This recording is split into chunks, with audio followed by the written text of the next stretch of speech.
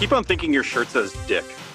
Dick the Halls. No, it says... I can't see the bottom of it. I just see D, and then your beard covers part of it, and then CK. Deck the Wall. It's the only Christmas shirt I own. It's Game of Thrones. Oh, man. That's funny. Yeah, I know. I was like, I should put a Christmas shirt on for the podcast. And then, of course, I turned the Zoom on, and it's just like, oh, well, why the fuck did I do that? All right, here we go. Just give us the intro. Yeah. Oh, yeah. Welcome, everybody, to One Stage at a Time, the podcast where we're playing through video games one stage at a time, not skipping a single level. But today we're doing something a little bit different. We are not playing through a level of Doom. We are taking a slight divergence into the world of cinema, and we are reviewing Doom, starring Dwayne "The Rock" Johnson and Carl Urban. And what's her face? I can't even remember her name. The actress. Her name is Rosamund Pike. Rosamund Pike, yes. And so we're going to be digging into that. Sam is not with us today. He is a little under the weather. So, Sam, if you're not better by the time this comes out, feel better soon, my friend. I was going to say, he's on location in hell today. And us here still on the terrestrial plane. I'm Aaron Neeson. I am joined by my co-host, Andy Prim. That's me. And we are joined today by friend of the podcast. It's been a minute, and we are so glad you are back with us for this episode, Mike Vota. Mike, hello. Hello. It's nice to see you guys again. Nice to see other humans again. For a minute. It's so glad to see. It's so glad to see you too. So and that beard, is glorious. My God. It's just at this point, like I'm just like gonna see, like, I don't know. This is my only chance to have a crazy man beard. Yeah. You're locked in. You don't have to worry about people hassling you in Starbucks for looking like the Unabomber. Exactly. Yeah. But, man, speaking of Christmas, though, you were saying that you wore that Christmas sweater, man. You just a little bit of that white coloring in there, a little bit of white dye in there. You would be the Santa Claus. It's amazing. Oh, I got you. Santa. I can't let Linda see your face. I can't let my wife see your face because she will leave me immediately. I'm going to go and wreck that home. Oh my God. More like wreck the halls. Am I right, folks? Yeah, you're right. When you're right, you're right.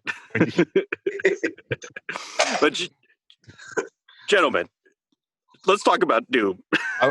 Guys, I watched the wrong movie. You watched the wrong movie? I accidentally watched Rudolph and Frosty's Christmas in July. Oh. Yeah, I guess I could see how you got those mixed up. Yeah, they seemed like the same thing to me. Like, a lot of similarities, really, when you think about it. Not as many musical numbers in Doom. No, that's true. They never stop singing in Rudolph and Frosty's Christmas in July. But no, it's basically the same thing. You got Rudolph and Frosty. They're teaming up. They gotta take on the forces of hell. They're descending into the unknown because they're leaving the North Pole and going to like a circus in like the normal part of the world, which is hell for them, especially Frosty and his snowman children, because they might melt if they try to go to a 4th of July celebration, which, spoiler alert, that's what happens. But then Frosty gets a chainsaw and it's all. Yeah. All bets are off, baby. That's what happens. So I know we're supposed to talk about Doom, but actually hearing you describe that, I have a lot of questions about that, but I'll save them to the end. No, let's talk about Frosty and Rudolph. I'm over here contemplating the morality of being a snowman and bringing more snow children into existence, because that's gotta be a literal hell. You're like, I hope it doesn't get over 33 degrees today, or I will die. I will die, yeah. Well, I mean, you know what? I've been thinking about a lot of weird shit over the holidays. It's my favorite. Guys, our world's going to be an uninhabitable mess in 50 years anyway, so we are Frosty at this point. True, yeah. Anybody who brings a child into this world, sorry, my child, is dooming them to a hot, sweltering death in 50 years. We are the Walking Dead. Indeed. Jeez. No, have you guys seen much of those Rankin Bass movies? Yeah, like the Rudolph. Rudolph. Yeah, that's the one everyone's Frosty, seen. and then they did Rudolph and Frosty. Yeah. Well, okay. So Pfizer stuff. There's Rudolph versus Frosty. Rudolph versus Frosty: Dawn of Winter. Yeah. And then no, but then there's Santa Claus is Coming to Town, about the origin of Santa Claus, and then there's the Year Without a Santa Claus, which is the classic with Heat Miser and Snow Miser. Yeah. And then there's one where Frosty gets married, and that's when he meets Mrs. Frosty, and they knock out 2 kids. And I think there's a Rudolph sequel as well. And then Rudolph and Frosty's Christmas in July is like the Avengers Infinity War of that franchise, where like all the characters have to team up.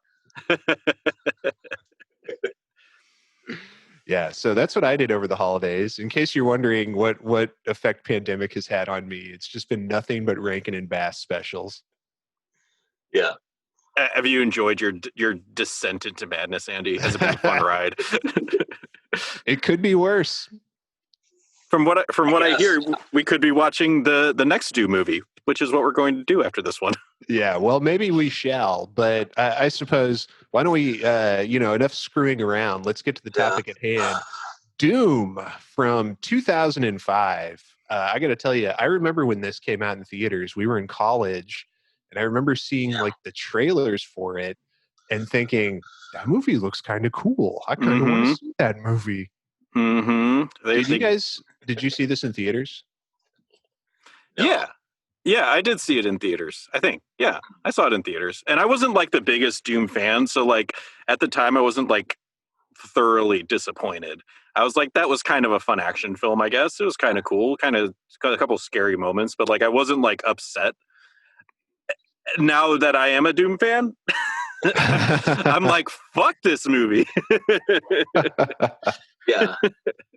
What about you, Mike? Did you catch this one in theaters? No, I do very vaguely remember when it came out, but I mean, no, I had absolutely no interest in seeing that when it came out, and I still kind of didn't, and I still don't.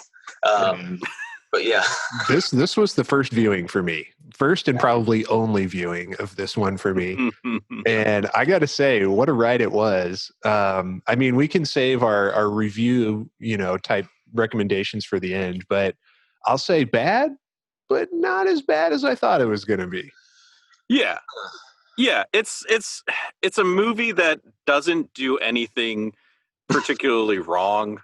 Anything, but it does do a couple things. It does do a couple things wrong. I'm not gonna say it. It does do a couple things wrong, but it doesn't do nothing's egregiously, awfully like offensive about it. It's not like an Uwe Boll movie or something like that. Yeah.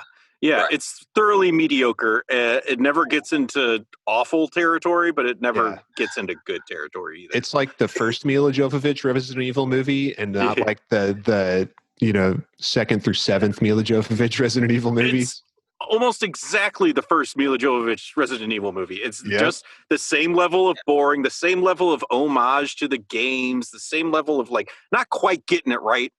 Yeah. That's a good way of putting it. Well, okay, so let's get into it. This is Doom from 2005, directed by a Polish guy whose name I'm probably not going to be able to pronounce. Andrzej Bartkowiak, something like that. That looks right, yeah. But I guess he was the right man for the job. Yeah. And starring Dwayne "The Rock" Johnson, as you said, and Carl Urban and Rosamund Pike. And okay, so we get like a little voiceover at the start of the film by Rosamund Pike, kind of describing the lore leading up to this. And fans of the game will note immediately that it is not the lore of the game. It's some made up bullshit. But so they've discovered some kind of teleportation device on Earth that they call the Ark. And it's in like an underground facility. And they discover that it can teleport them to Mars.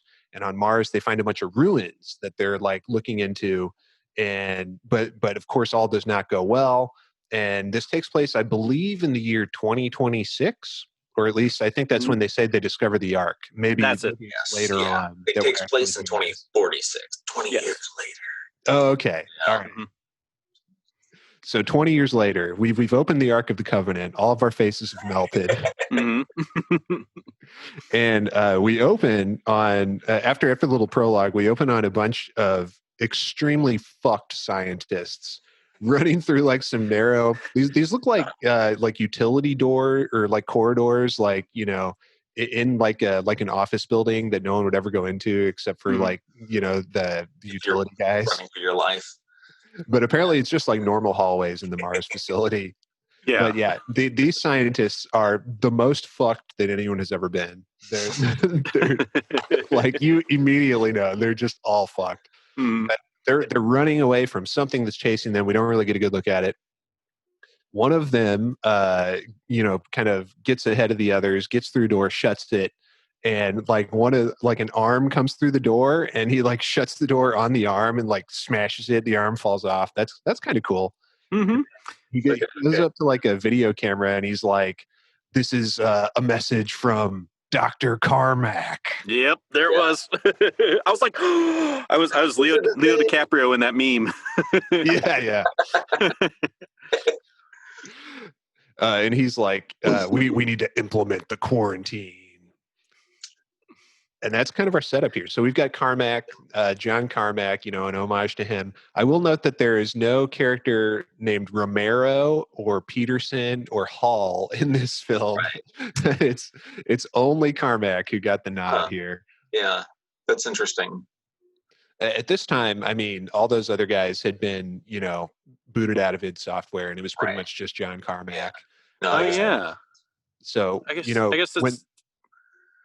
that's true. I didn't even think that. I was like, I had the same thought. I was like, well, where's the Romero? Where's the other? But yeah. I guess at that point they were all persona non grata because Carmack was like fucking controlling everything. He was the spider mastermind. he labeled them suppressive persons. Yeah. Yeah, so I guess when they went to make this, they were like, hey, John, wouldn't it be fun if we had your last name in this movie? And he was like, yes, and only my last name. You leave that long-haired son of a bitch out of it. Yeah. I feel like probably all of the dispute between John Carmack and John Romero is just John Carmack being jealous of John Romero's hair, like deep down. Yeah, 100%. Yeah. All right. Well, okay. So, did you have something else to add about? I was just gonna say the opening was kind of cool. It's kind of a little cliche at this point. Like I was watching it, I'm like, oh, this is all they did. Stranger Things did exactly this also when they made their first episode. Right. Yeah. Like it started off with a scientist running away and a big monster chasing it that you don't see until the last moment, or just an arm or something. It was kind of cool though, the thing busting down the door and the heavy metal that was playing. I was like, all right, it's all right. that music, man, I did not care for that moment. So I think I told you guys, I actually watched this twice. I watched it once in my living room while working on something. My cats were all over me and shit. I decided today to watch it a second time, this time watching it on Netflix instead of the not great looking version I had acquired elsewhere. I thought like, oh, maybe it'll look better. Maybe, maybe just my copy just looked shitty and muddy and dark. No, that's just what that movie looks like. Apparently, It just is. I can't see anything. And then they just started playing that metal again, and I just couldn't take it seriously. The music kind of reminded me, like the music was kind of reminiscent of the Doom soundtrack. There were even a few cues that I was like, oh, that sounds exactly like the E1M1 music. Like maybe it's an homage, or maybe they actually did like little snippets of it. But there other parts, it was just like the most farty like metal music, from the mid 2000s. Rock. Yeah. Mm-hmm. Yeah. But other times it's okay. Yeah, and the muddy darkness, obviously is a deliberate choice on their part. They're trying to set a mood, which is okay, but also they're trying to hide whatever shoddy, shoddy makeup or CGI. Yeah, but I'll jumping ahead a little bit. They do practical stuff when they have practical monsters. I thought they looked pretty cool. Yeah, the practical stuff looks okay. Yeah, but we'll get to that later on when the monsters actually show up. Which doesn't happen for a while. Not for a while. I should note that there are, I think, two versions of this movie. I read this on IMDb. There's a normal theatrical cut, which is 105 minutes. And then there was an extended cut, which is like 112 minutes. I'm not sure which one that I watched, but I guess it's like an unrated cut. I'm not sure what they would have cut out that would warrant, being unrated if they added it back in.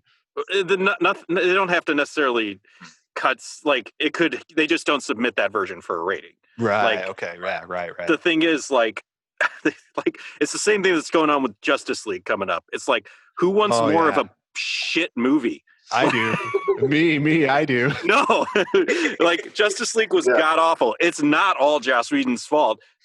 Zack Snyder's going to put out a shit longer version of his shit movie.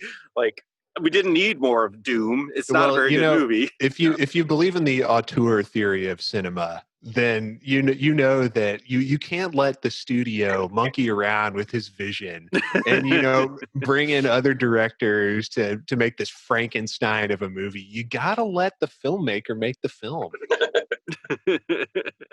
I saw Batman versus Superman. He got to finish that one. Oh yeah, did he ever? All right. Well, let's. What happens next in the movie? Yeah. So we cut from the extremely fucked Dr. Carmack to who else but Dwayne "The Rock" Johnson. Actually, I think he's just credited as The Rock in this film. He wasn't yet going by his real name. Yeah, in the credits it just says The Rock.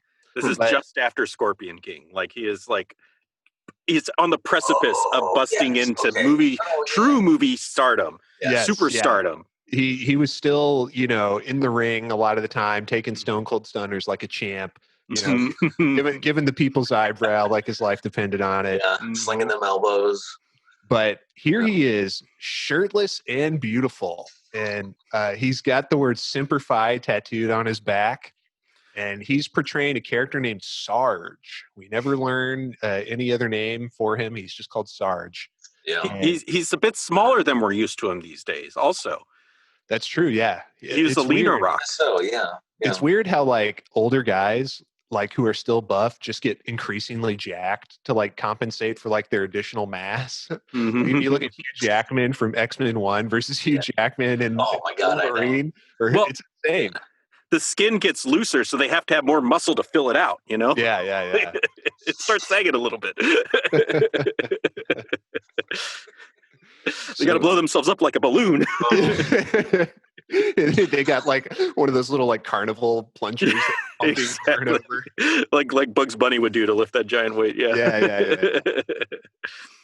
So he's sitting at his computer. He's getting a message that's like, you got to go to Mars, confirm your mission. And he's like, confirm. And they're like, it's extremely serious. It's quarantine, and he's like, search and destroy. And it's like, search and destroy. And he's like, fuck yeah, he's into it. But he accepts the mission. And so it's like, you got to go to Mars. You got to use extreme force, lethal force, take any means necessary to get the job done. And he's like, just the guy to do it. He's ready for it. Mm-hmm. So he suits up and goes to get the rest of his team. So we get to meet, what's their squad called? It's like the RRTS squad, something like that. Rapid Release Transport Squad. I don't know. Yeah. Rapid Response, I think. That might be. Tactical something. Tactical, yeah. Of all the notes I took, I did not take note of that. Yeah. But I did write down that like these guys might be the most boring Space Marines I've ever seen in my life. Oh man.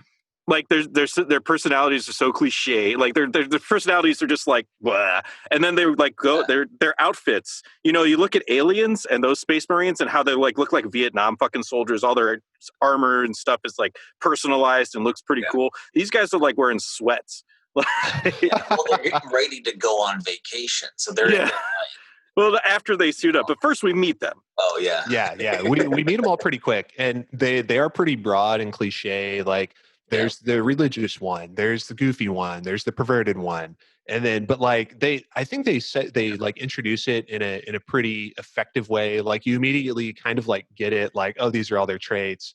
I kind of get it. I don't need to know much more about these characters. I kind of get who they are. Yeah, and you can tell immediately like the ones that are going to die. Yeah. You assume that they're all going to die, but the ones that you're going to want to feel sorry about and the ones that are going to die and you're not going to feel bad about. Yeah. What's his face? Like when Portman Portman talking about going and hanging out with the she boys. Yeah, he says they're supposed to be going on leave, and he says he's going to check into a cheap motel and get a bottle of tequila and 3 she boys. Yeah. Which, first off, very, very crude wording. Very crude wording. Inappropriate to say that. But if he enjoys his own preferences, okay. Nothing wrong with that. I mean, like you do you, Portman. Yeah.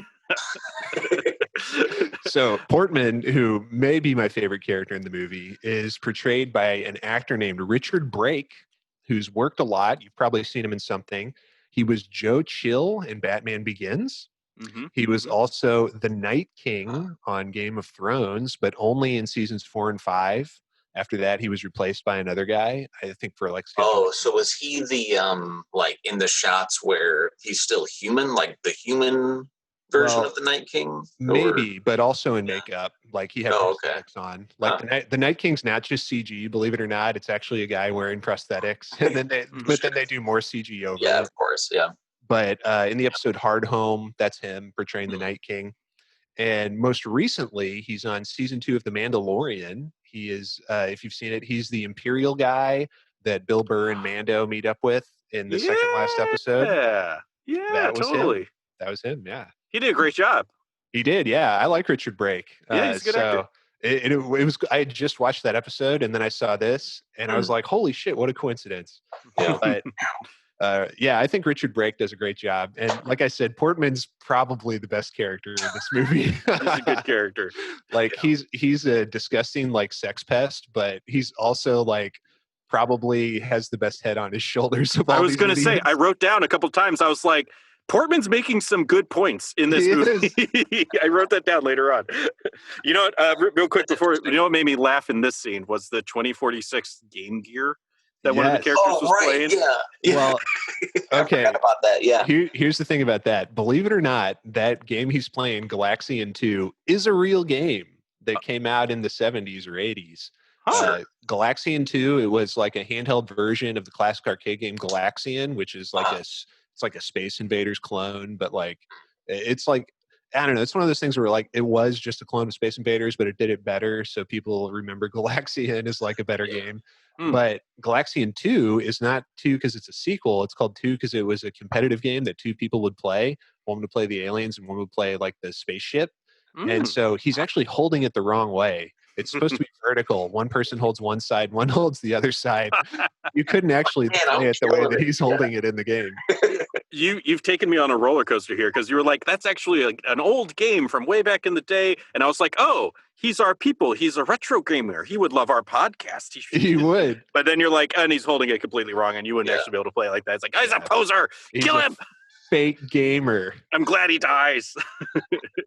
Well, he does, but he's one of the last to die, actually. But we're getting ahead of ourselves. That character's name is Duke, and he is portrayed by an actor named Raza Dadi.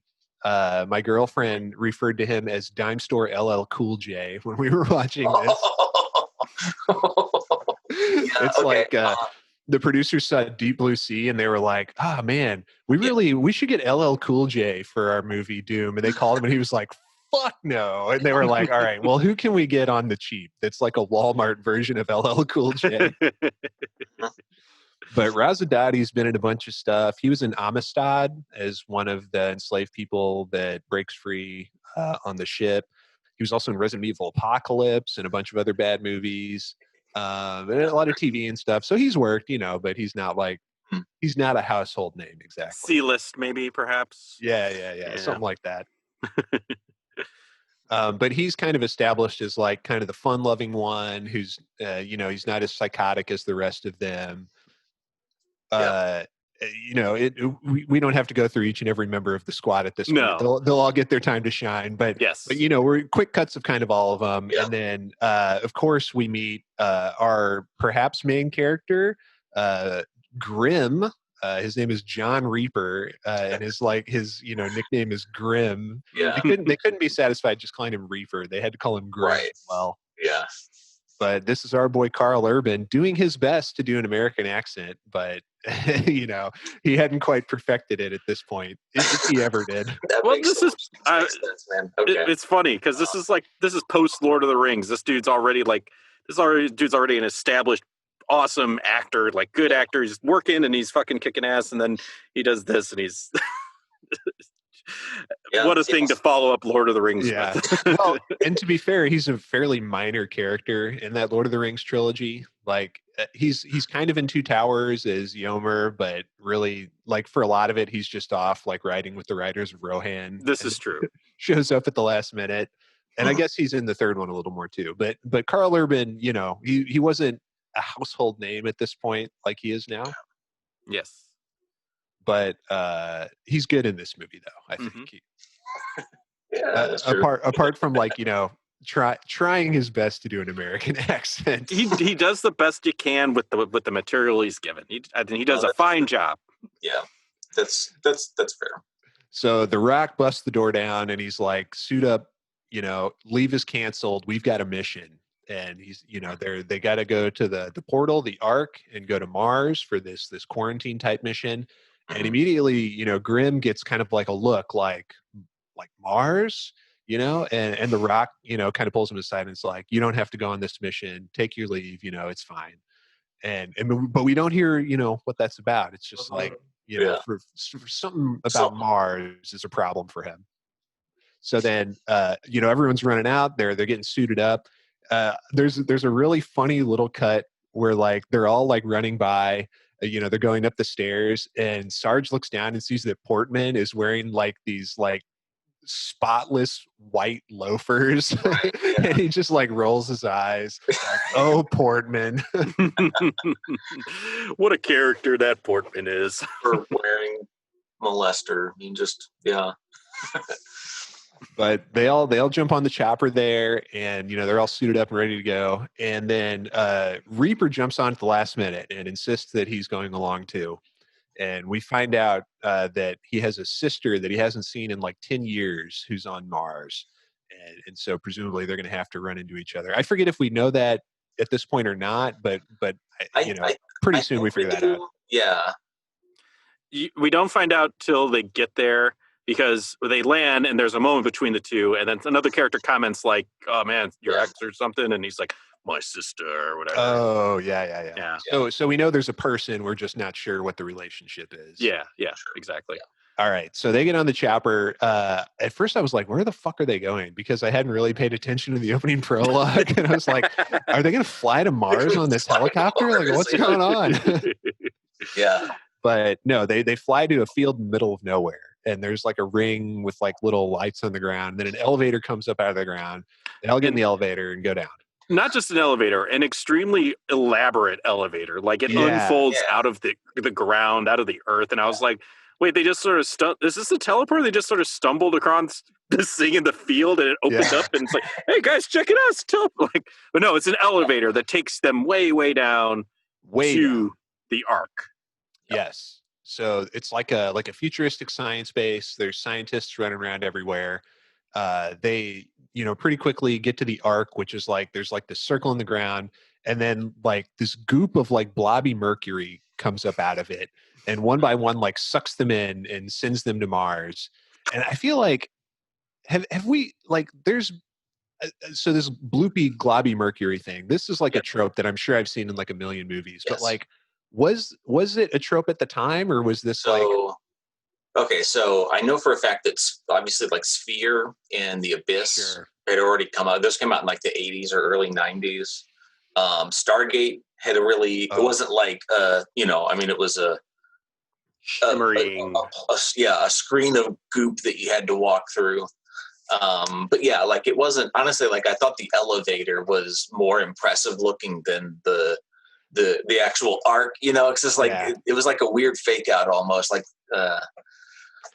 I agree. Yeah, the elevator was cool, and some of it was probably practical, whereas the Ark is just a CG goop that, you know, in 2005 doesn't look very good by today's standards. No. Kind of a letdown after all the buildup of the giant elevator and of the giant descent to just this small, this not even like a huge wide open space, this small like 10 by 10 space. Yeah, it's like in the lobby of a hotel. Yeah, there's exactly. There it is. Oh, don't get too close. It'll suck you to Mars. Otherwise, it's not, where there's no precautions, Yeah. Like stand on the other side of this lead wall.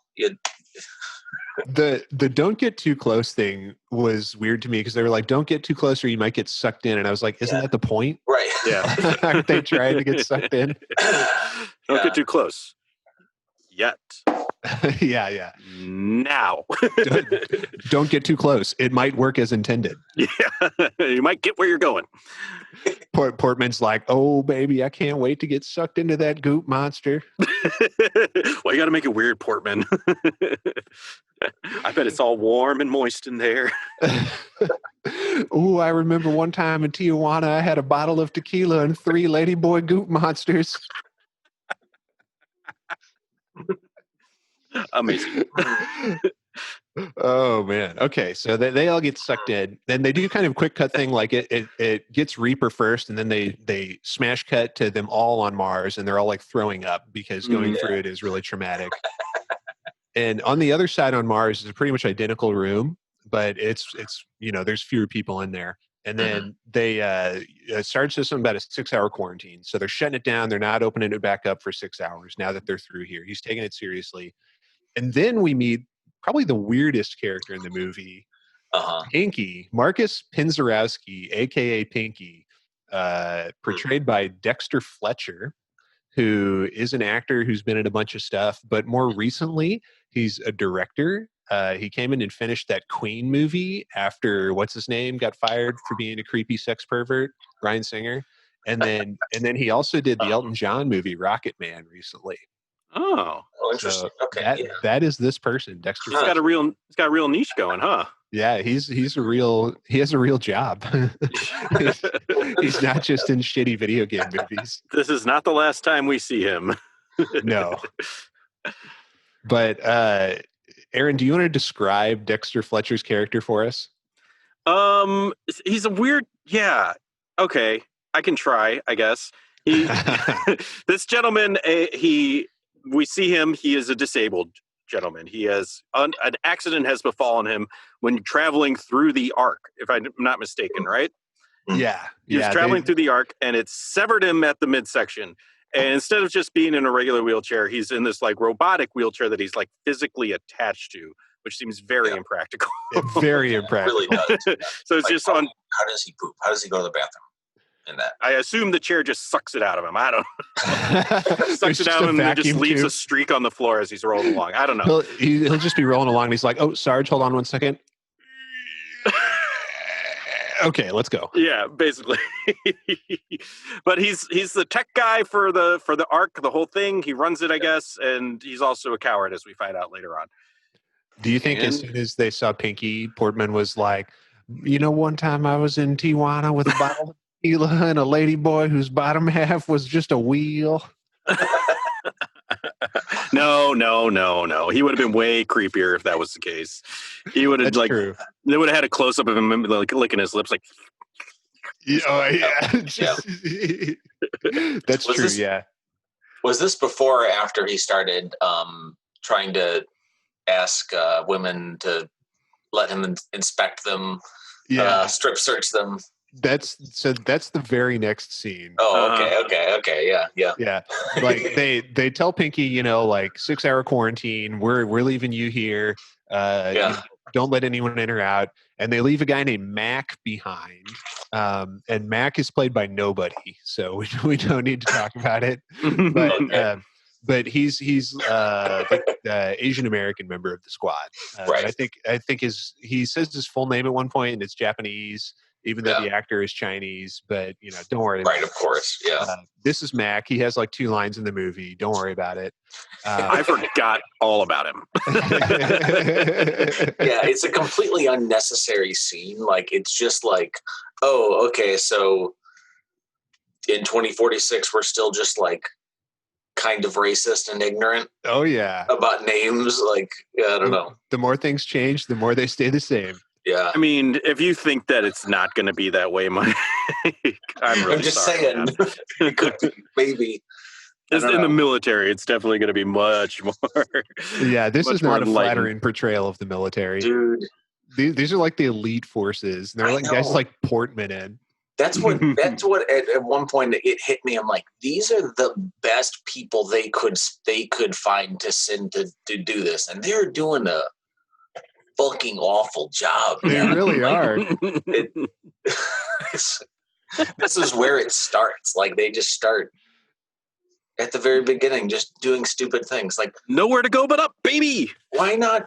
Why leave all those people there so that you can then evacuate them 20 minutes later in the movie? Like, just get those fucking people off Mars. Yeah. And nuke it from orbit. Sarge's decision making is highly questionable. It's so weird. This entire film. So they leave Pinky. We'll get there. They leave the portal chamber, the arc chamber. They go into and at first I thought Pinky was going to be like the only guy left on this base after like that opening scene where we see all those scientists getting eaten. But then it turns out there's a lot of people still left in the facility. Mm-hmm. So they go into the next room and it's like a lobby and there's just tons and tons of people walking around. And Portman is immediately like, female body inspector, FBI, I'm going to need all you ladies to be strip searched by me immediately. Yeah. And this is when we learned that there are no bras on Mars.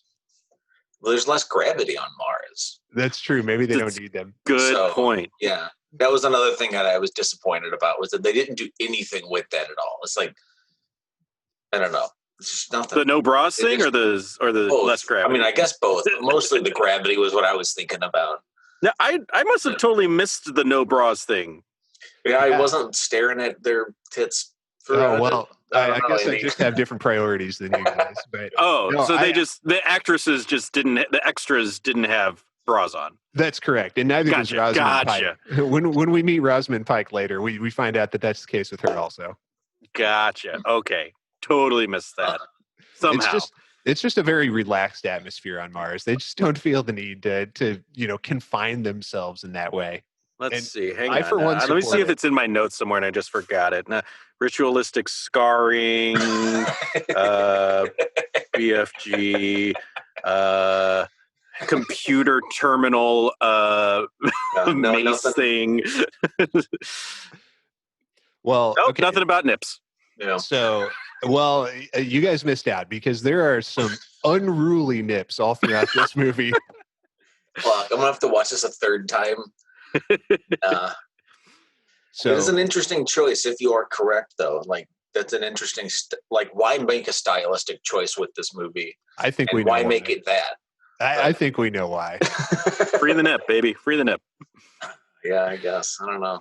So this is the scene where we meet Rosamund Pike playing Sam Reaper, the twin sister of John Reaper.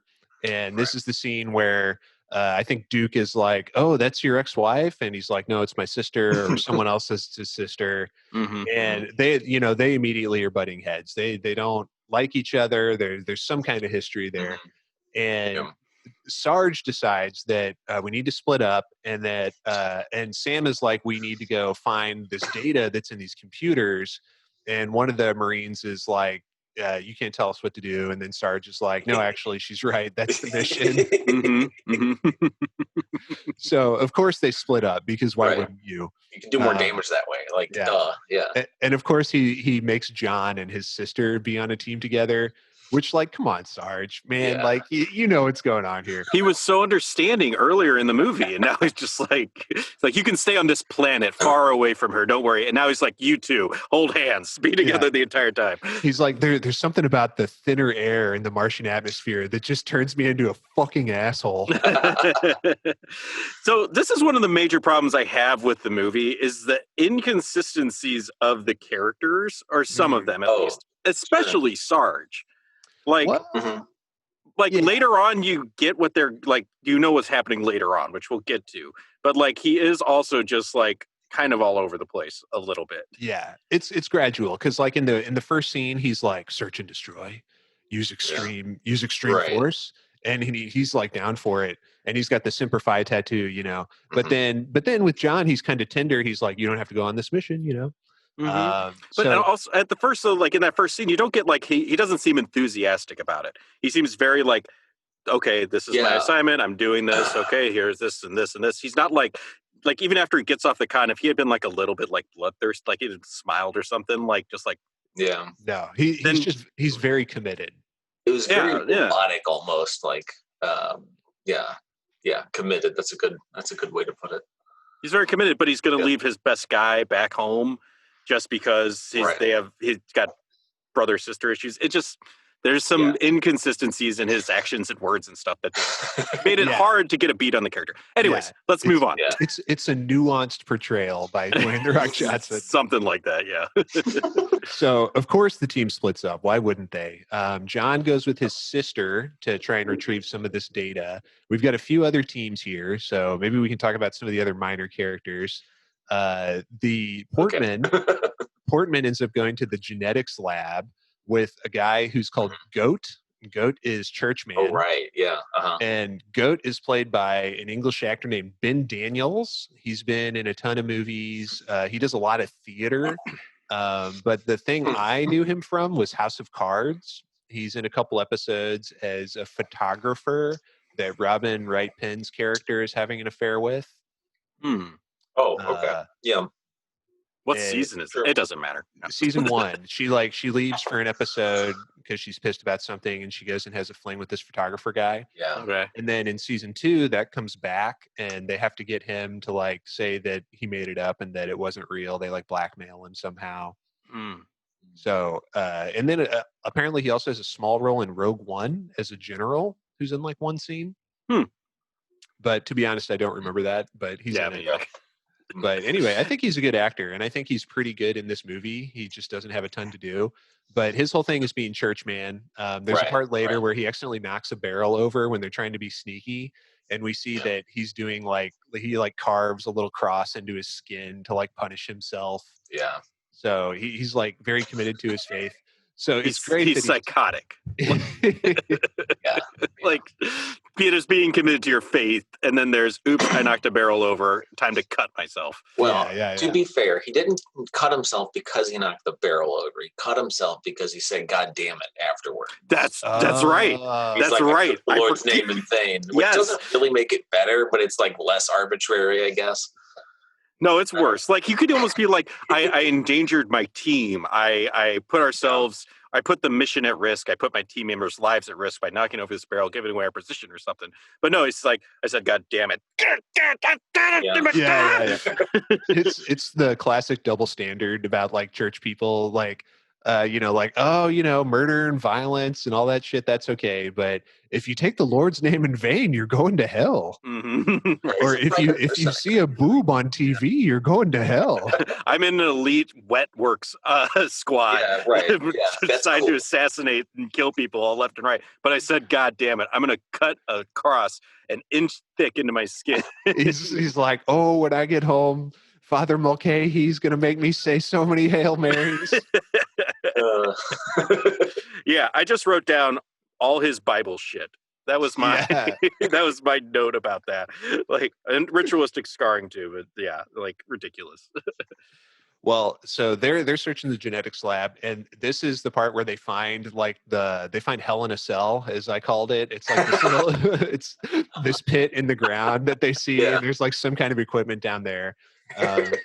But there's nothing in there. There's like a bunch of animals, I think, but then they don't find anything else, so they just leave. Yeah. Is that all the same area? I guess so. Well, no, the hell in the cell, that was the deep pit, right? Yeah. And then I thought it was it this like another room next to it? Yeah, I think they're going through the room with all the animals in cages, and there's like a monkey freaking out, and then they're like, oh, there's another room further back here, and they keep going, and then that's when they find hell in a cell. Right. Okay. Okay, so they're looking around, and then we also have two characters called Kid and Destroyer. Kid is the newest member of the squad. He's like 17 and a half years old. Right. Portman immediately starts sexually harassing him as soon as he meets him. And so Kid's whole thing is pretty obvious. You know, he's young, he's inexperienced. He can't keep it together. No business being on this mission. Absolutely the best not. Of the best, Mike. Yeah, you don't know the best of the best. Yeah, this is like his first mission, and Sarge is just like, all right, yeah, this is fine. Let's just bring the kid along. Go to Mars. He's pissing his pants. He's so scared. Yeah. The kid is played by an actor named Al Weaver, who doesn't have a lot of credits. He's been on a lot of British TV, but this is kind of interesting. He plays the character Rex in Xenoblade Chronicles 2, which is the main character. So he voices Rex. I don't know. I haven't played those Xenoblade games. They, look like a bunch of anime bullshit to me. But yeah. Was that like a GameCube series? No, it started on the Wii and then the Wii U and now on Switch as well. I'm thinking of something else then. Okay. Yeah. Either way, yeah, it's okay. Cool, good for him. Yeah, heard good things. I've never played them. Yeah. He is paired up with Destroyer, who is a enormous African-American man whose whole thing is he's always carrying a Gatling gun around. He's true to his name. He's the Destroyer. Right. Doesn't say much, just very serious and taciturn, ready to kick ass. He's best character in the movie. Okay, so you're saying best character. I think he's great. I'd still maybe go with Portman, but they're like the top two for me for sure. There's a scene later on that cements him as the best character in the movie. Just fucking awesome. I know exactly what you're talking about. At this point in the movie, like maybe a little bit before, I was like, okay, this is where the movie is sort of losing me a little bit, because I was getting some hardcore Predator vibes from this whole movie.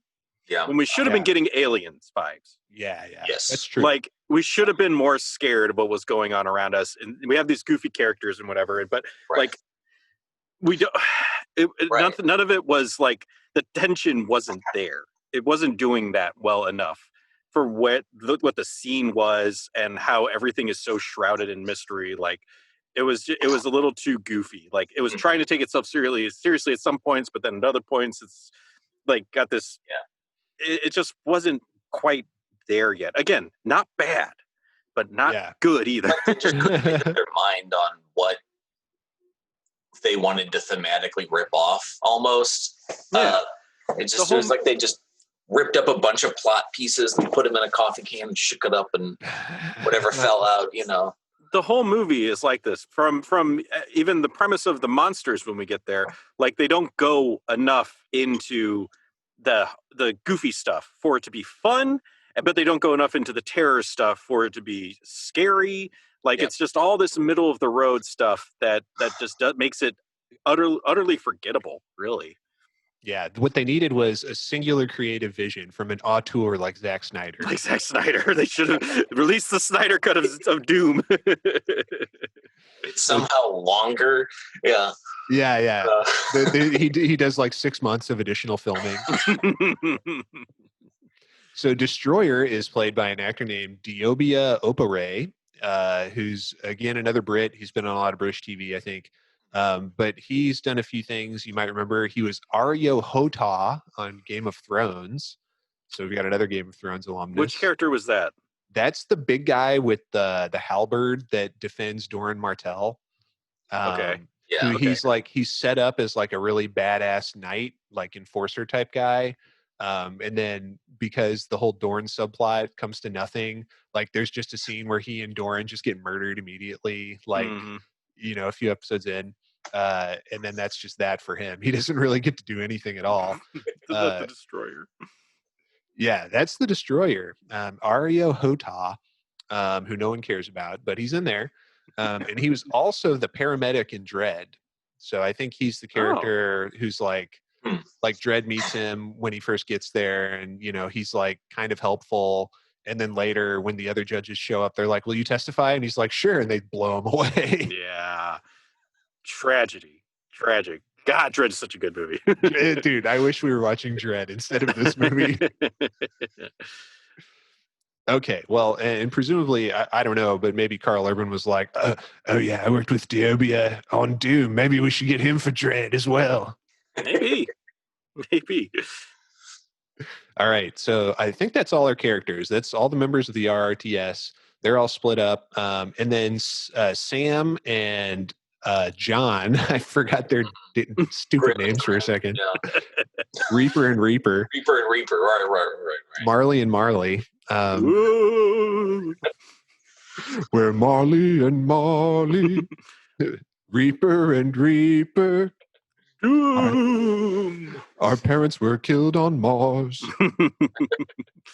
They're going to the there's one more team too. I forgot that Sarge has gone with someone else to the weapons area. Right. I forget who goes with him to the weapons area. But nobody. It's just like a red shirt that was already there at the base, wasn't it? Probably, yeah. I mean, because I can't. Oh no, it's Duke. Duke goes with him. Okay. Oh, I forgot about Duke. It doesn't matter. You forgot about Duke. How could you forget about Duke? You forget Duke. Remember his defining character trait of playing a video game in the first scene. Yeah. And being horny as shit. Yeah. The other really horny guy, you know. Right. We see something in this scene, right?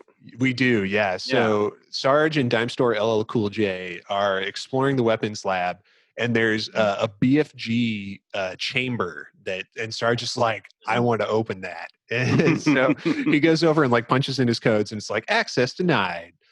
So apparently, Sarge is not approved to access the BFG chamber. So it's Chekhov's BFG. You know what they say about a BFG in the first act? Yeah. I wish they hadn't. I wish they hadn't. I really do. Like, I don't know how like Sarge could know about it or whatever, but like, I wish that they hadn't teased it, because it just made it so like, okay, I know what's going to happen later, and and like it's not an Easter egg because it's just part of the movie. It's like. So I just wish they hadn't. I was like, oh, okay, there it is. That's exactly what it looks like. No surprise later. Okay, great. Yeah, they're teasing it for later, just establishing that it's a thing that exists. I kind of wish they had done more to establish it, like, tell us more about the BFG gun and build up what an interesting weapon it is, so that when they finally do get it, you're like more excited. But it's really just here, like, it's like as a reference to the game. You have to bring in the knowledge of the game to know, oh shit, that's the BFG. Because if you'd never played the game, it just would be meaningless to you. Mm-hmm. Right. Mm-hmm. Which doesn't work well for a movie. So they're doing that. Nothing kind of comes of that. And then meanwhile, Reaper and Reaper are looking for the data that Sam needs to download from the computers. And it's at this point that they have some exposition dialogue that tells us that they're twins, that their parents were some of the first researchers on Mars, exploring these ruins that the facility is kind of built around. If they were killed in some kind of accident, we don't really know what happened. And then that John decided to go back to Earth, and Sam decided to follow in their parents' footsteps and become some kind of xenoarchaeologist or whatever the hell her degree is in. Yeah. Mm-hmm. And I think there's a line where she's like, "You traded your microscope for a sniper scope." Yeah, that's exactly it. Yeah. It's awful. It probably looked good when they wrote it down, they're like, ooh, yeah, but it just sounded so fucking stupid. It's so cheesy, man. Like the guy who wrote that was just like, oh my God, I'm going to win an Oscar. Best line of dialogue, Doom, 2005, yeah. So they're in the lab, and then we're also kind of told about like the inhabitants of Mars. We see like some skeletons, and Sam's looking at like a microscope thing, and she gets John to come over, and she's like, "Remember what Dad taught us?" And he's like, "Okay, what did Dad teach us? Always look at the chromosomes first." I don't know about you guys. That's the first thing my dad taught me too. Always look at the chromosomes first. My dad was a xenoarchaeologist. That's accurate. Oh, wow. That's accurate. Was your dad also killed in an accident on Mars? It's Venus. Not important. But. It's Venus. Your dad. They forgot They forgot that it was mostly poison. So yeah, he forgot that you can't breathe the sulfuric acid atmosphere of Venus, and that the surface is molten. He's a xenoarchaeologist. He was a xenoarchaeologist. He was not an air science man. That was his fatal flaw. That's his fatal flaw. So yeah, they discovered that these creatures have 24 pairs of chromosomes. Now, what creatures? They're people, apparently. Right. People from Mars. Yeah. They revealed that there was humanoid beings living on Mars, and they had an extra chromosome, and instead of giving them Down syndrome, it gave them superpowers. I feel like this is like the bottom of the barrel, like writing for like science stuff. Like some guy's like smoking a J, and it's the same guy who wrote the microscope line. He's just smoking a fat blunt, and he's like, "Well, you know what? I just realized most people have 23 pairs of chromosomes, but what if they had 24, man?" Yeah, right. I mean, it's like this is like Jurassic Park came out already, like a decade prior to this. Yeah, like I don't know, like I guess I'm trying to say, like, it's not like people don't know how to write bullshit genetics sounding stuff. Yeah, but like they just didn't even bother grabbing a high school chemistry textbook or I don't know. Yeah, just no effort at all. Yeah, it's like it's reversing the polarity. It's just science gobbledygook. They were, it's like the Star Trek whenever they would just blabber about like ionic fields or whatever. It doesn't matter. Don't matter. Yeah, but at least you can't show them, and you can't say something that is just like that literally would never work. Like there is no reason that they would do that to give themselves superpowers. Yeah. I don't know why this is the thing I'm getting hung up on all here. There's just there's so much shit. It's just it's so stupid and asinine. It's like the old thing about like, did you know people only use 10% of their brains? Right. Yeah. What if you could use 100%? Yeah. Like even in what is it? The Fifth Element, which had come out almost a decade before this. They had better reasoning for Lilu having superpowers, like because it wasn't immediately like that's bullshit.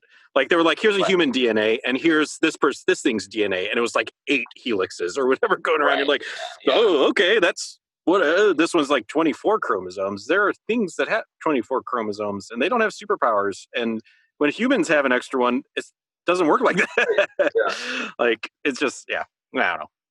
Nitpicky. That's what we're being. What is wrong with us? Yeah. You should have been a science man, instead of a podcaster. All right. So I forget which team finds it, but they discovered Dr. Carmack. He's still around. Dr. Carmack, played by nobody in particular. He's just like some British guy, but he's okay in this role. He's not looking too good though. They find him and he's like freaking out, and he's like huddled in a corner, just like babbling. And then he tears his own ear off for no particular reason. And he's still clutching that hand, right? Yes. He's still clutching that arm that got severed in the beginning. He's like, I just watched Batman Returns, the best Christmas movie ever. And there's that part at the beginning where Penguin takes Christopher Walken down into the sewer, and he's like, look, it's the hand of your old business partner. Thought you were going to talk about him biting that dude's nose off. No, but that's good too. It could be worse. I could have blood gushing out of my nose. What?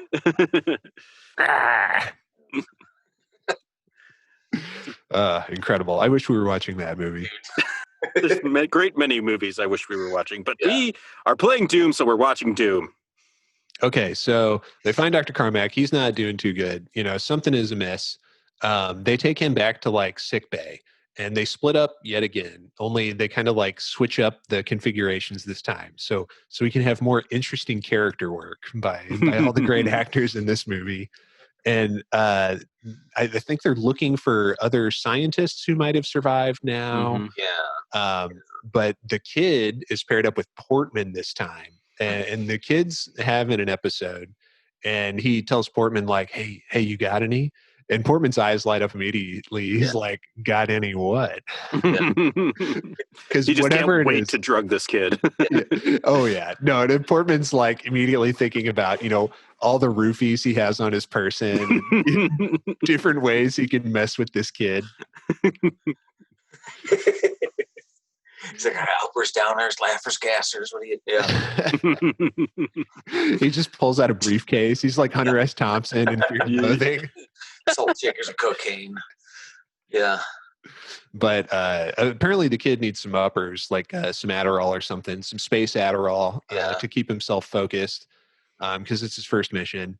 And Portman is like, oh, yeah, I got you covered, brother. Don't even worry about it. Yeah. Pulls out a pill bottle, taps out a couple for the kid. The kid knocks him back. So, the kid is flying now. He's on cloud 9. And they continue searching. And then I think at this point, we cut around. We kind of see what other people are doing. Nothing in particular. And then the kid and Portman, after this, stumble onto, like, Portman peeks around the corner and he's like, oh, there is a God. And the kid's like, what's up, Portman? And they go around the corner and there's a completely naked chick with one arm. I completely forgot about this. she's facing away from them. And then, Portman's like, slowly sneaking up on her. He's going to do some kind of awful sex pest thing. Yeah. And she turns around and we see that she's like gone completely around the bend. She's like, her face is all bloody or something. I forget exactly what, but she's real messed up. And they just start spraying bullets. They just blow her away. Which is, fair, reasonable reaction, right? Yeah. Searching for survivors and found somebody and kill them. No more survivors. Yeah. I was proud of the filmmakers for having the restraint to not have Portman even like allude to the fact that he was definitely going to fuck that dead body. Because I was expecting it would go that way. Yeah, like it's just like there's no way it couldn't, and then they didn't, and I don't know. Good on them, I guess. Kid, did I ever tell you about the time I was in Tijuana with a bottle of tequila and a crazy chick with one arm? All right, so we check in on our other teams. I think we found out all the animals in sickbay are dead now, but we don't, or in the genetics lab, they're all dead. We don't know what happened. Reaper and Goat find a crazed scientist that tries to attack them. And they just blow him away too. They shoot him with like 1,000,000 bullets. And I don't know what these bullets are made of, but this guy goes flying all the way across the room. Yeah. It's pretty tight. It's the gravity. It's the Mars gravity thing. Oh, that's what it is. That's it. There it is. So I actually have a note around, I think it's from around this time. Oh, look, someone finally found a light switch. Apparently, I forget which scene it was. There's like everything was so. Oh, yeah. Someone finally is just like 20 minutes into the movie. They're like, yeah, wouldn't it be better if we just turn the lights on? There is no OSHA on Mars. So proper lighting is not a thing. There's no OSHA and there's no bras on Mars. Yeah. All right. Well, back in sick bay, Sam decides that she's a doctor now. She takes off her little windbreaker and puts on like a white medical jacket and is like, I'm a doctor now. And at home, my girlfriend was like, isn't she like an archaeologist or something? Like, isn't that other character like a real doctor? And she's just like, nope. See, I'm wearing a white coat. I'm a doctor now. On Mars, you got a full double duty, Mm-hmm. There is even like another doctor character who's like, she's like worried about her husband, Steve, who's a scientist. Yeah. And Rosamund Pike is like, I'm sure Steve's fine. And he wasn't. Yeah, narrator voice, but he wasn't. She just blatantly lied to her, just like, he's fine, don't worry about it. I'm sure he's fine. When she sees what's going on everywhere. Yeah, don't worry about Steve. Steve is not fine. And Dr. Carmack's not fine either. His blood's not right. They're looking at it under a microscope, and something's wrong with him. Got too much blood. Too much blood. They need to do some bloodletting. Yeah. But is this the point in the movie where they do draw some blood and it's like got black in it and stuff? Is this that point? Like they need to look under the mic. The syringe, and the syringe was just fucking gigantic. Yeah. Okay, don't freak out, dude. Yeah. It looks like Dr. Carmack's got some vulcanized rubber particles in his blood. Yeah. She's looking at it. She's like, I wish I was a real doctor so I could have any idea what this is. Yeah, like at one point she tells the other doctor, like, go ahead, go home, leave, it's all right, you know. Yeah, you're worried about Steve, you're stressed out, just go ahead, it's fine, you know. And the whole time I'm thinking, like, you're not a doctor. Why are you sending the real doctor away? Having a medical doctor there would be really useful right about now. They didn't even bring a medic with them. Right? We're just leaving. So many of my notes are just leave. Just quarantine. Go. They're in quarantine. Place. Just leave. Like, I don't know. Unlike America, they follow the rules of quarantine. Yeah, Sarge takes quarantine very seriously.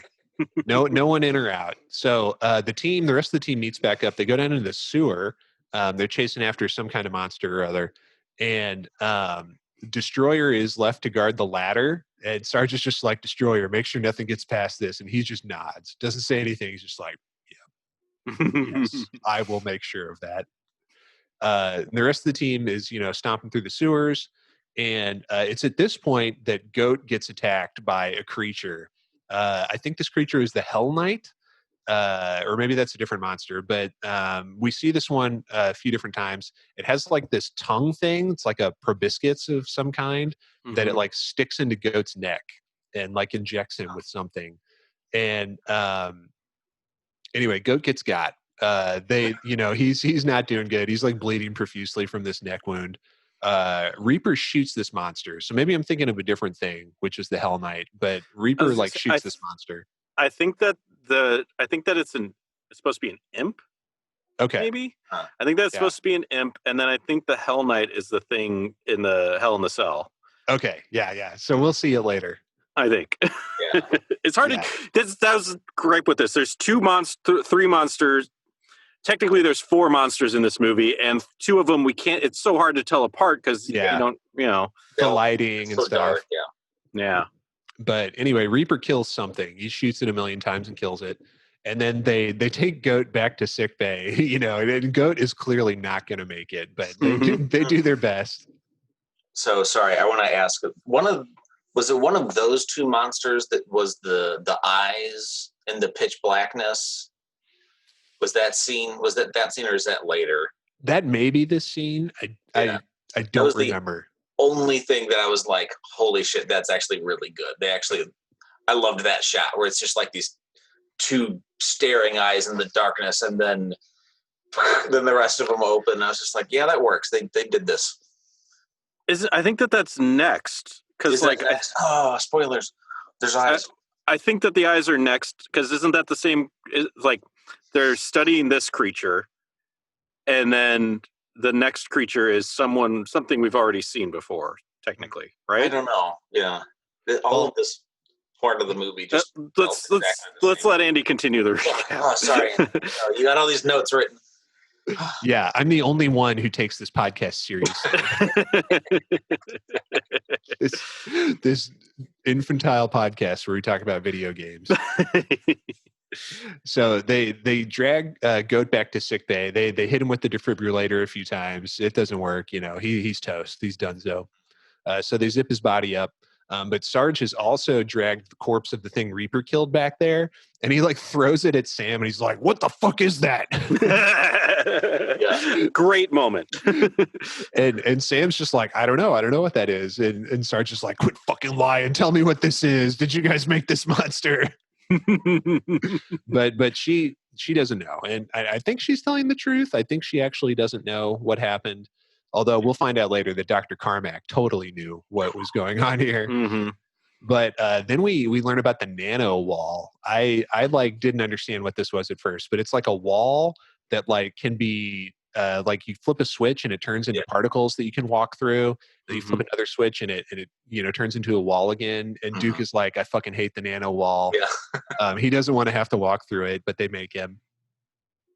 And we also we see Duke and Sam spend a little quality time together here. And Duke is getting a little like hostile work environment with Sam. He's like, he's being all flirty. They get a little tender, he talks about how like he grew up with Destroyer. Like it's like just a blink and you'll miss it line. He says like me and Destroyer grew up together, so Really? they're like adopted siblings or something. Um, and Sam shares a little bit about her history, but yeah, it's like it's like just a blink and you'll miss a character moment. Is that racist? That's kind of racist though, It's right? 1,000,000,000% racist. The two black guys are related. God damn it, movie. And they like never interact besides this either. Yeah. It's such a pointless. Yeah. That's funny. And then there's a line where, you know, he's acting all tough and Sam says, I bet you've secretly got a big heart. And he says, that's not the only secretly big thing I have. It's just so obvious. But she's kind of into it. Well, he's a handsome gentleman, and you know the females are very, very susceptible to good looks. Oh yeah, this is ours with these hyper dorks for a decade. So you know, Aaron's doing game theory here. You know, the female species are very susceptible to good-looking gentlemen. This podcast has red-pilled me. This is your fault, Andy. Oh God! Oh no! Aaron, the next thing you know, Aaron's going to be making videos in the front seat of his car with his camera, just screaming about my wraparound rate or Oakley's and. Yep. All right, so it's about this time that Sarge enforces a lockdown. He's like, I think what happens is most of the civilians get taken through the arc to Earth at this point, except for the Marines and Pinky and Sam. And Sarge is like, no one in or out. He's like, you know, Pinky, make sure nobody comes through. I think they give Pinky a gun and a grenade. Yeah. So this is where it started losing me a little. Like, I got to start getting confused because I thought that they were already in that. Like, I thought they were already in a lockdown quarantine, no one in or out. Yeah. Well, I think it was a situation where, like, when they first got to Mars, he was like, okay, for 6 hours, no one goes through the arc. And then after this, he's like, okay, send them through the arc, but lock it down on the other side. And then once they're through, lock down the arc. I don't know. It's very cute. Sarge's decision making was already a little bit specious, but like at this point, you can tell he's starting to break from reality, and just like his actions get increasingly crazier. It makes no sense because it's like, oh, things are much worse. There's clearly something happening here. Let's send all these people. Like, I get it, trying to keep them safe on the one hand, but on the other hand, like, if there's some sort of viral thing going on in people's blood, like, that's when you learn to, like, lock it down harder. They don't know that it's airborne virus, apparently. Well, they say something about, like, we need to lock down all the exits, you know, are there any other ways in or out? And Reaper's like, I remember one. There's a ruins entrance because, you know, he was like a kid here with his parents, and he remembers there's an entrance into the old ruins. And so most of the Marines go to like check that out and see if there's any scientists over there, while Duke and the sister hang out in sickbay. And we get this cool scene in sickbay where Goat revives. You know, his faith pays off. You know, Christ brings him back like Lazarus. But like he starts headbutting the glass. Like the reinforced glass until, you know, his skull just pops and he's dead for a second time. And there's some line about like, oh, he knew he was changing and so he killed himself. Yeah. That was pretty stupid. Oh, see, I thought that was kind of cool. It was like, he's like a Christian guy. He's like really like super committed. He like has like, he's like obsessive about like controlling himself, you know, with like the scarring and everything. So like he had like that insane white knuckle self-control that like when he sensed he was changing, he was able to like kill himself before it happened. Yeah, like that would sort of make sense if he wasn't fucking dead already. Like he's dead. The only reason that body, that corpse is now standing is because he's changed. Like the thing, whatever it is making it so that the limbs are working when they shouldn't be working. Like that's true. Yeah. And we just have like Sam's word for that. She's like, oh, Goat did that on purpose. It's like, well, no, I mean, his brain wasn't working. He didn't know what he was doing. I thought he was trying to bust through the glass, and he was that's like, what I thought too. Yeah, but like, no, I think Sam's an idiot. She's probably so. She thinks she's a doctor now too. Yeah, I was like, a note I made was, and this is probably just because we're in pandemic, I'm like, she's working on the strange creature without proper PPE. She just has gloves on. That's, you fool. Put a mask on. Put a surgical gown. She needs a respirator. Yeah, Give exactly. this woman a respirator. You don't know what you're breathing in that close to that thing. Well, while they're playing funny games with Goat, Dr. Carmack disappears, and there's like a trail of blood leading away. They go down a hallway to look for him. There's a monster at the end of the hallway that chases them back down the hallway. So they're running, back down, trying to get the nano wall up. It comes back up as the monster is halfway through it, which is a cool shot. Cool and moment. Then apparently it's still alive, and so they hook it up to like a blood bag. I like keep it alive. Yeah, but like also it spits its tongue out. Like it's stuck in the wall, and it makes one last desperate attempt to get them, and it like shoots its tongue out. And I laughed. I thought that visual was really hilarious because it's perfectly still. It's not like moving at all, and just come out, like, and it flops on the ground. Like, ooh, he's trying. He's trying. Yeah, I just laughed. I thought it was so funny. So meanwhile, everyone else is exploring the ruins. I think real quick, though, this is the moment we were talking about with the eyes, right? They were in the hallway, and then the eyes were behind him. Weren't they? Was it in the ruins? No, before the creature, when the creature chased him down the hallway. Before that, wasn't that the eyes moment? I could be wrong. Maybe. With Duke and Sam? Right. Yeah. I could be wrong, though. It doesn't matter. But I think that was the moment. And this was the first look we got at one of the creatures, like a proper look. Yeah, we get a good look at it here. Finally. And it looked pretty cool. Yeah, I think the practical effects are pretty good. Like the creature work is pretty good. Mm-hmm. The CG looks kind of cheesy, but like the actual physical props look good. Yeah. When there's a physical thing there in the room, it looked pretty awesome. Doug Jones is one of these monsters in this movie. Is he? Yeah, I think probably the Hell Knight is Doug Jones. But yeah, big, lanky, 6 foot long finger Doug Jones is one of the monsters here. Okay. Cool. It's interesting if he's the Hell Knight, that's interesting because he's usually a longer limbed creature or whatever, but the Hell Knight's a pretty chunky dude. Like, he is, but he's like tall, which is why I assume that it's Doug Jones. That would make sense. It would make sense. So they're screwing around in sickbay, everyone else is in the ruins. We get a shot of the ruins here outside of like these like stainless steel blinds that they peek through. And it looks kind of cool. It's like, you see the surface of Mars. This is like the only time we see it.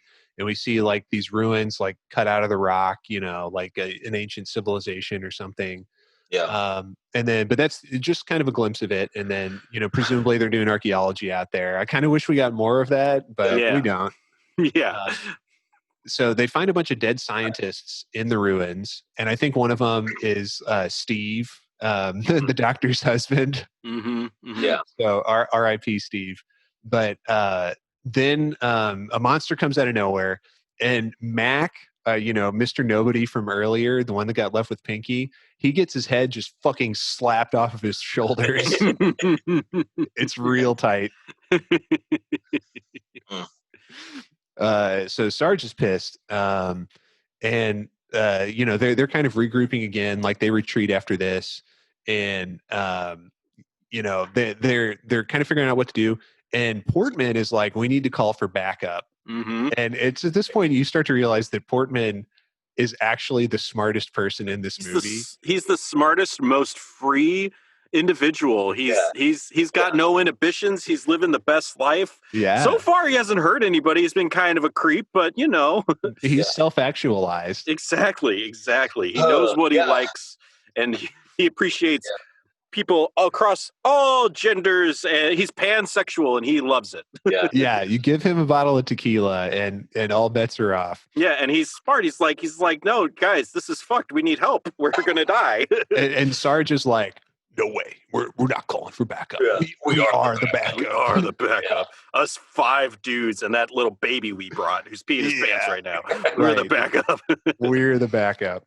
Yeah. So in defiance of all reason, Sarge refuses to call for backup. And he's basically like daring them to cross him. Mm-hmm. So, we see like his psychic break is happening here. Mm-hmm. And then they split up yet again. Portman is like, I gotta go. I'm gonna poop my pants. So he sneaks off to the bathroom so that he can secretly call for backup. Yeah. Just proving once again that he's the only one that knows what he's doing. Mm-hmm. So he's in the bathroom calling for backup. Pinky is monitoring him. Pinky is watching him poop from the video monitors. Uh-huh. And I think earlier in the movie, oh yeah, that's right. Because earlier, like Portman called him a bunch of names over the comm, made fun of his disability and whatnot. Yeah. And Pinky was like, "Fuck you, Portman." and so Portman is like, having a tense moment in the potty. Like he drops his gun. He's like crawling under the stall looking for his clip, and then he finally gets it. And then a monster like appears above him and, like grabs him, starts pulling him up. And Pinky's just like laughing. And he's like, "Fuck you, Portman." Yeah. Just looks good. Having a ball. Yeah. So, yeah. I was going to say that, so this is Portman's death. Yeah. He dies here. Yeah.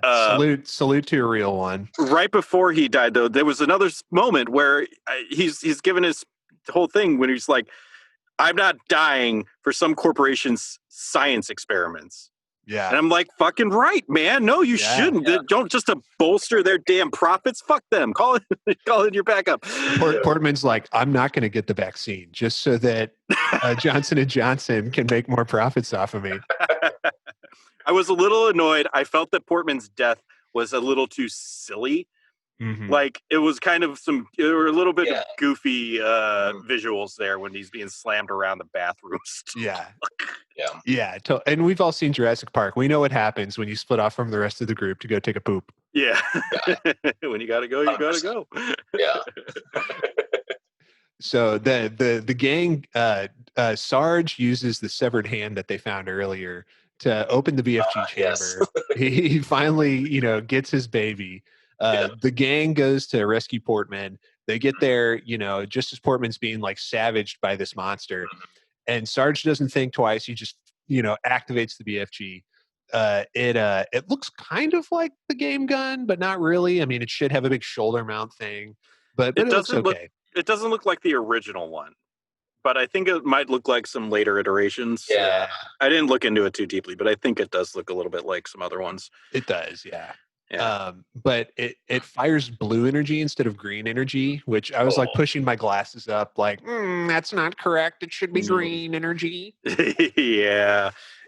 Again, I don't know. Maybe in Doom 3 it shoots blue. Yeah, and that's why they did that or something. But yeah, no, agreed as fans of the game. But it makes a huge blast. This monster gets gooped. It creates a huge hole with like blue glowing residue left behind. Yeah. Which is kind of tight. Mm-hmm. And then Portman is totally dead.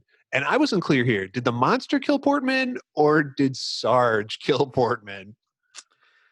Because he's got all these burns all over his body. And I was like, that looks like the BFG might have sealed the deal there. I mean, he certainly didn't help him with it. I think I think it was like a kill steal a little bit. Like, oh yeah, you might get like the experience for the kill, but I mean, the monster did the work. Yeah, I think that the monster killed him, but it really doesn't matter at that point, I guess. Right. Yeah. Sarge didn't care if he was dead. Anyways, so his psychotic break continues. He was like, "I know you called for backup, Portman. I know it was you. You broke my heart." Now, you watched the version on Netflix, right? No, I watched the version that I watched a different version, let's just say. Okay. You watched the same version as I did the first time? Yeah. Me and Mike watched the same version. Okay. So I think that the version on Netflix is a little bit different because my notes here are out of order from what you're describing. Well, I might also just be saying it in the wrong order, but what are you seeing? Well, I have a scene with Destroyer coming before Portman's actual death. Okay. And then earlier on in the version I watched, I honestly don't think that there was that naked lady. Oh, okay. Oh, really? Yeah. Oh, you know what? You're right. You're absolutely right. Yeah. That didn't happen. I watched, like I said, I watched the Netflix version before we started recording. Yeah, you're right. Oh, you missed out. Wasn't there. I guess I missed out. I wasn't saying anything because I'm like. They also CG'd out the nipples. That's why you didn't. Oh, yeah. See, the naked lady. I mean, you need her for the director's vision. You know, it really ties the whole thing together. Apparently, that was in the Richard Donner cut. But yeah, the whole thing with Destroyer, which I'm assuming you're going to talk about next. Yeah, and I think because I think the Portman stuff is split up. Like, there's the part where he goes to the bathroom, and then I think the scene you're talking about comes in between his actual. Okay. But why don't you tell us about our boy Destroyer? Our boy Destroyer comes face to face with, I assume, the Hell Knight, Yes. and has a hell of a throwdown, with no pun intended, hell of a throwdown, double pun intended, because they get thrown down into a pit with this Hell Knight. They basically have a melee in this electrified pit, because it's electrified, so that monsters can't get out of it. And at one point, Destroyer, because he's a fucking beast, and the best character in this movie, is using a computer monitor, an old 1990s computer monitor, swinging it around his head and whacking it into the Hell Knight to fight it. It's amazing. Dude, it's Hell in a Cell. You've got a JR like, my God, Destroyer's got the computer monitor. God is my witness. Was pretty wonderful, man. It was. I was like, this is amazing. This is great. This is what a Doom movie should be. Yeah. Like, he should be the Doom guy, fucking swinging with brass knuckles, punching monsters. He's got the Berserk pack. He's going ham. Well, we get the Berserk pack later on, but yeah, no, like that was. I was like, this is Doom. Yes. Yeah, he fucking throws down with this Hell Knight, and he gets like, they're both beating each other up pretty bad. They're both getting electrified, and then Destroyer gets a hold of like this giant steel pipe and uses it to like shove the Hell Knight into the electrified wall, and then like wedges it against the other end to hold him in place, and jumps up and grabs this chain and is like climbing out of Hell in a Cell, and he almost makes it. That close. So close. The Hell Knight bashes the pipe in half. He bends it in half. Motherfucker's so strong, and just pulls the chain down and gets Destroyer back in. He is dead. Destroyer is dead. Biggest loss in the whole movie. He was a great character. The closest to Doom guy we'll ever actually get. He went out like a badass, though. Hell yeah. Salute to Destroyer. Salute Destroyer. Yes. Okay, so Destroyer and Portman, both R.I.P., the two best characters in the movie, one right after the other. I think we regroup at sickbay at this point, and Sarge has gotten increasingly psychotic, you know, with the 1-2 punch of losing the two best men on his squad. And he notices that they're keeping the monster alive, like with the tubes, and they realize that this is Dr. Carmack. They notice that the ear is missing, just like Carmack's had. He's transformed. And you know, Sam is like, well, maybe we can still, you know, reverse his condition. And Sarge goes, Dr. Carmack's condition is irreversible. It just puts a fucking bullet in his head. Yeah. It was not wrong, but there was probably a better way to go about it. Maybe, I don't know. I don't know. At least they could have given him a cooler line, something to say better. My diagnosis is he's terminal. Blam. Oh no, terminal. And then he hits him with a computer terminal. Yeah, that would have worked. That better movie, honestly. They've had extensive training in computer hardware warfare. Yeah, where do you think Destroyer got those skills? Exactly. They teach you that in basic for the RRTS. It's cyber warfare, yeah. Exactly. So at this point, they finally think to check the discs that they've been retrieving this whole time. They look like these weird glowing yellow USB drives. And then they see on the disc that Dr. Carmack and some of the other scientists had experimented on this convict who was condemned to death. They injected him with some kind of drug that they synthesized from the Mars, you know, ruins. And it turned him into the Hell Knight. Wouldn't you know it? And that's what caused all this bullshit in the first place. Whoopsies. That's what you call an oopsie, folks. Let's just randomly inject this guy with this stuff. We don't know what's going to happen. Let's find out, though. Put him in why did they just we got this electrified pit. Let's just put him down there with a desk. Yeah. Like he's still gonna keep doing paperwork or something for him. I mean, yeah. Make sure he has a computer down there so he can play solitaire. Yeah, let him pass the time. There was a line around here where she says, 10% of the human genome is unmapped. Some say it's the genetic map of the soul. Wasn't the entire human genome mapped by this point? Oh, I think so. Yeah, probably. But I just wrote LOL. So stupid. 2005, yeah. I don't know, but it is now, though, right? Either way, certainly. Yeah, it was not. Scientists did not just give up or because it's the soul. Nobody says that. Yeah. It's just another thing like the chromosome thing. That same writer, he's smoked like every blunt in his house. And he's like, that genome, it's the human soul. I'm the best. Oh, I'm so good. I'm going to win an Oscar. I'm going to win a Tony for this, for sure. He hasn't left his house in a week. He just smells like fast food. So Reaper is like, we need to destroy all these discs because I'm not sure why, but he wants to break them all because he's like, this is bad. We can't let anyone find this and try to repeat these experiments. I would think you would want to save the evidence, but whatever. I'm not Reaper. Yeah. And they'll just come down and download it all again because it's not like anything actually gets destroyed down there, right?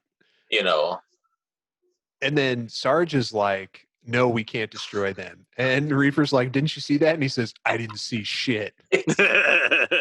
Which is so weird because Sarge was the one who was flipping his lid about the monster experiments and demanding to know what was happening and screaming at Sam.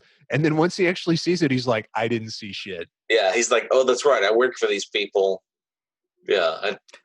This is what I'm talking about, though. Like, he himself makes no sense. None of what he did. Like, from the beginning. Like, he's having his psychotic break now, sure, because he's probably been infected or something. However that might happen. But, he's always made no sense. He's always made no sense. He's always been He's completely unpredictable as a character, which would be fine if it was more interesting or fun, but it wasn't. Unpredictable characters can be very compelling, but this was just like, what does that fucking mean? I kind of liked how his character gradually gets more you see his psychotic break happening throughout the movie. It could have been explained a little better, but I feel like he plays it pretty well, where he's fairly stable at the beginning and nurturing towards Reaper. And then gradually gets more cold, and his actions make less sense the further we go into it. It's not good characterization, but I think The Rock sells it in an interesting way. Yeah, I mean, right? He's doing the best that he can with what he's given. Exactly. I mean, he's used to keeping up wrestling kayfabe. He's used to doing his best with incredibly shitty writing. Yeah, it's is that now? Is now when I give the eyebrow? No, I don't do that. Oh, when is Stone Cold going to show up and give me a stunner? Okay, so I think at this point they're like, we got to get the fuck out of here. Full evac time.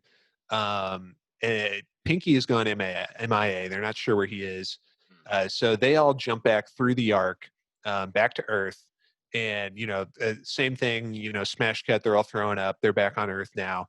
And then everybody is dead. The monster has gotten through. Pinky failed in the job they set for him to not let anyone through.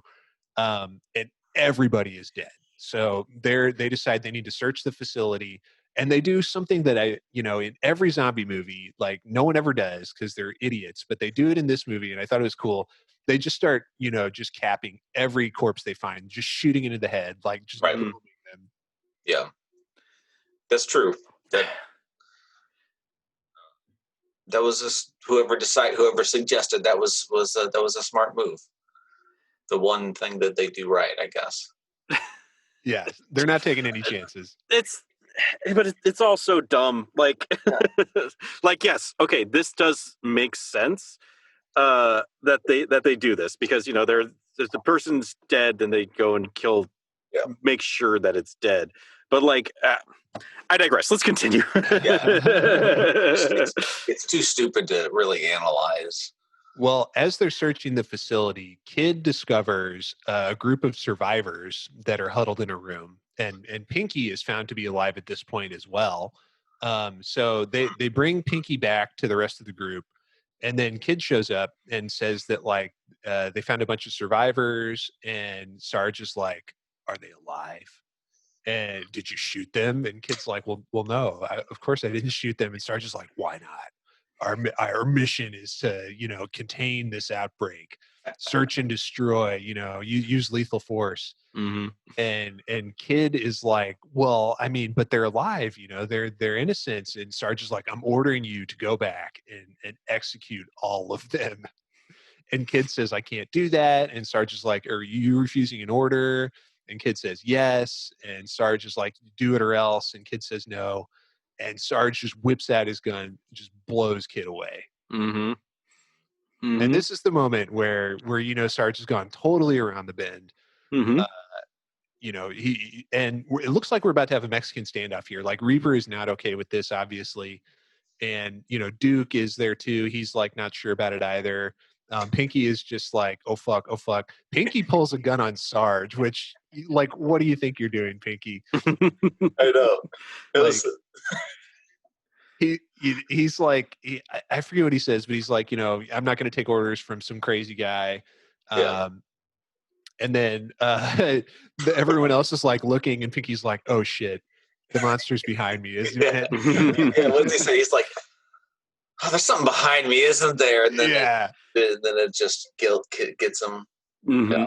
I say, Carl Urban was fantastic when the kid gets killed. Like his scream where he's like, it was his first mission. I was like, fuck yeah, Carl, man. Yeah. He plays that scene really well. Yeah. And it is like a really effective moment. It's very tense. I mean, it is. Like Sarge had been acting kind of psycho up until this point, but you're not expecting him to just whip out his gun and just shoot Kid like that. Especially because I think most people, when this movie first came out, assumed not unreasonably so that The Rock was going to be the hero of the movie. Supposedly, The Rock had been offered the role of Reaper, but he said that he thought the role of Sarge was more interesting. Very cool. Yeah. Okay. Yeah. Hey. Yeah. So all hell's breaking loose. There's a bunch of monsters showing up. They're trying to shoot him, but Pinky gets dragged away. Duke gets dragged into a grate, and it's like cutting him up as he's being dragged through it. Mm-hmm. And then we don't see no more of Duke. So that was gnarly, yeah. Our Walmart brand, Great Value brand LL Cool J is no more. And then Sarge himself gets grabbed by the ankle. The nano wall's like malfunctioning. It won't close properly. Mm-hmm. Sarge is getting pulled around. He's like holding onto the wall as he's getting dragged away. And he says, I'm not supposed to die. Yeah. Which is a little meta. It's a little meta. I love it. It's a little bit of winking, or a lot winking at the audience. Mm-hmm. Mm-hmm. Yeah. So I thought it was like I don't know. I guess I will say that I think that was around the time that I stopped watching the first time around, because I realized I'd been watching it for like what felt like a day and a half, and I still had a whole another hour left. But yeah. Yeah, and it's like not that long of a movie. 105 is not that bad, or 112 or whatever on the cut we watched, but still it feels longer. Yeah. There's a lot of like going back to the same rooms. Like they go to the genetics lab, and they go back to sick bay over and over. There's not a lot of variety in the sets. It's all mostly dark hallways with water, lab with animals, lobby on Mars, lobby on Earth. It's like on the original Star Trek when they have that one hallway with the red ladder, and they just use that hallway for everything. Mm-hmm, mm-hmm, mm-hmm. Yep. All right. Well, so everyone is either dragged to hell or dead, and the only people left are the Reapers, Reaper and Reaper. But John is like firing at the monsters right as the nano wall finally goes up, and a bullet ricochets and hits him in like the abdomen. So he's bleeding pretty bad. Doe. And at this point, Sam announces her theory that the mystery goo only makes you evil if you already had psycho tendencies. So that's why it went after. They do a thing with the tongue earlier where they're like, see, it only goes after certain blood. Mm-hmm. Like it would go after goat's blood, and not goat's blood, but the character goat, his blood. It went after his blood because he was like a psycho Christian guy, and it went after Portman because he was an insane sex pervert. But it wouldn't go after Destroyer because he is pure and good. yeah, which is. Okay, sure, yeah, my boy. So, but she figured picking up on that 90% of our DNA. Right. Of course. the writer home is like, my God, you've outdone yourself this time. It can sense if you're evil. So she decides, because when they had tested the remains they found, they were like, there's no disease, there's no cancer, they have superhuman abilities. So she's like, she thinks if she injects John, that he will become superhuman instead of turning into a monster. And he's like, that's fucking crazy. Please don't inject me with that. And he's right. It is. She just happens to be right. Yeah. Right. She's like, didn't you see me put on the white coat? I'm a doctor now. So she shoots him up with it, and he passes out. And when he wakes up, she's nowhere to be found. And then we get probably the best scene in the movie. Yeah, I just it's so frustrating that they made you wait like an hour and a half just for what everyone came to the theater for. Probably, maybe not. I don't know. I mean, I got to disagree with you guys on a couple points. Like, it makes sense. First of all, I got to disagree. It makes sense that they saved it for the climax of the movie, the action climax. And I also, as far as it being the best scene in the movie, the Destroyer's fight with the Hell Knight is definitely the best scene in the movie. That one's pretty good. And also, this scene's kind of lame. That's a interesting take. I might even say a hyperbrain take. I mean, I'm just saying, like, the games, like, in this scene, there were too many just zombies, just fucking boring ass zombies. First, tell the listeners at home what we're talking about. Sorry. So at this point in the movie, it switches when John Reaper wakes up. When he wakes up, we are in his perspective. It's a first person perspective. He walks up to a mirror and sees a cut healing on his face. He now has the berserk power up. He is super strong and he regenerates and and it's first person view, and he picks up a gun and he starts running around the hallways. Walking around the hallways pretty slowly with this gun. It felt like a House of the Dead. Yeah. And zombie people come at him and he shoots at them. A couple imps, I suppose, jump around and he shoots at them and kills them, sets something on fire. And it's the first person shoot scene, which is a direct homage to the first person games, the Doom games. Yeah. And it does not live up to the premise of an action-packed Doom game, you know. It is a cool shot, though. It's made to look like one continuous shot, although there are many cuts within it. But it gives that illusion, you know, of it's like Hardcore Henry, but years before that came out. It's one continuous first person shot. You know, you see him picking up guns and different weapons and, you know, looking around the corner and, you know, shooting things as they come at him. Like it is like House of the Dead, where like he'll slowly walk down a hallway and then slowly back down that hallway and turn and go down a different hallway. But he fights a whole bunch of creatures. You know, he's using everything at his disposal. And it culminates with him fighting Pinky, who's been transformed into something that looks vaguely like the Pinky from the game, but it still has the wheel on the bottom of it. Right.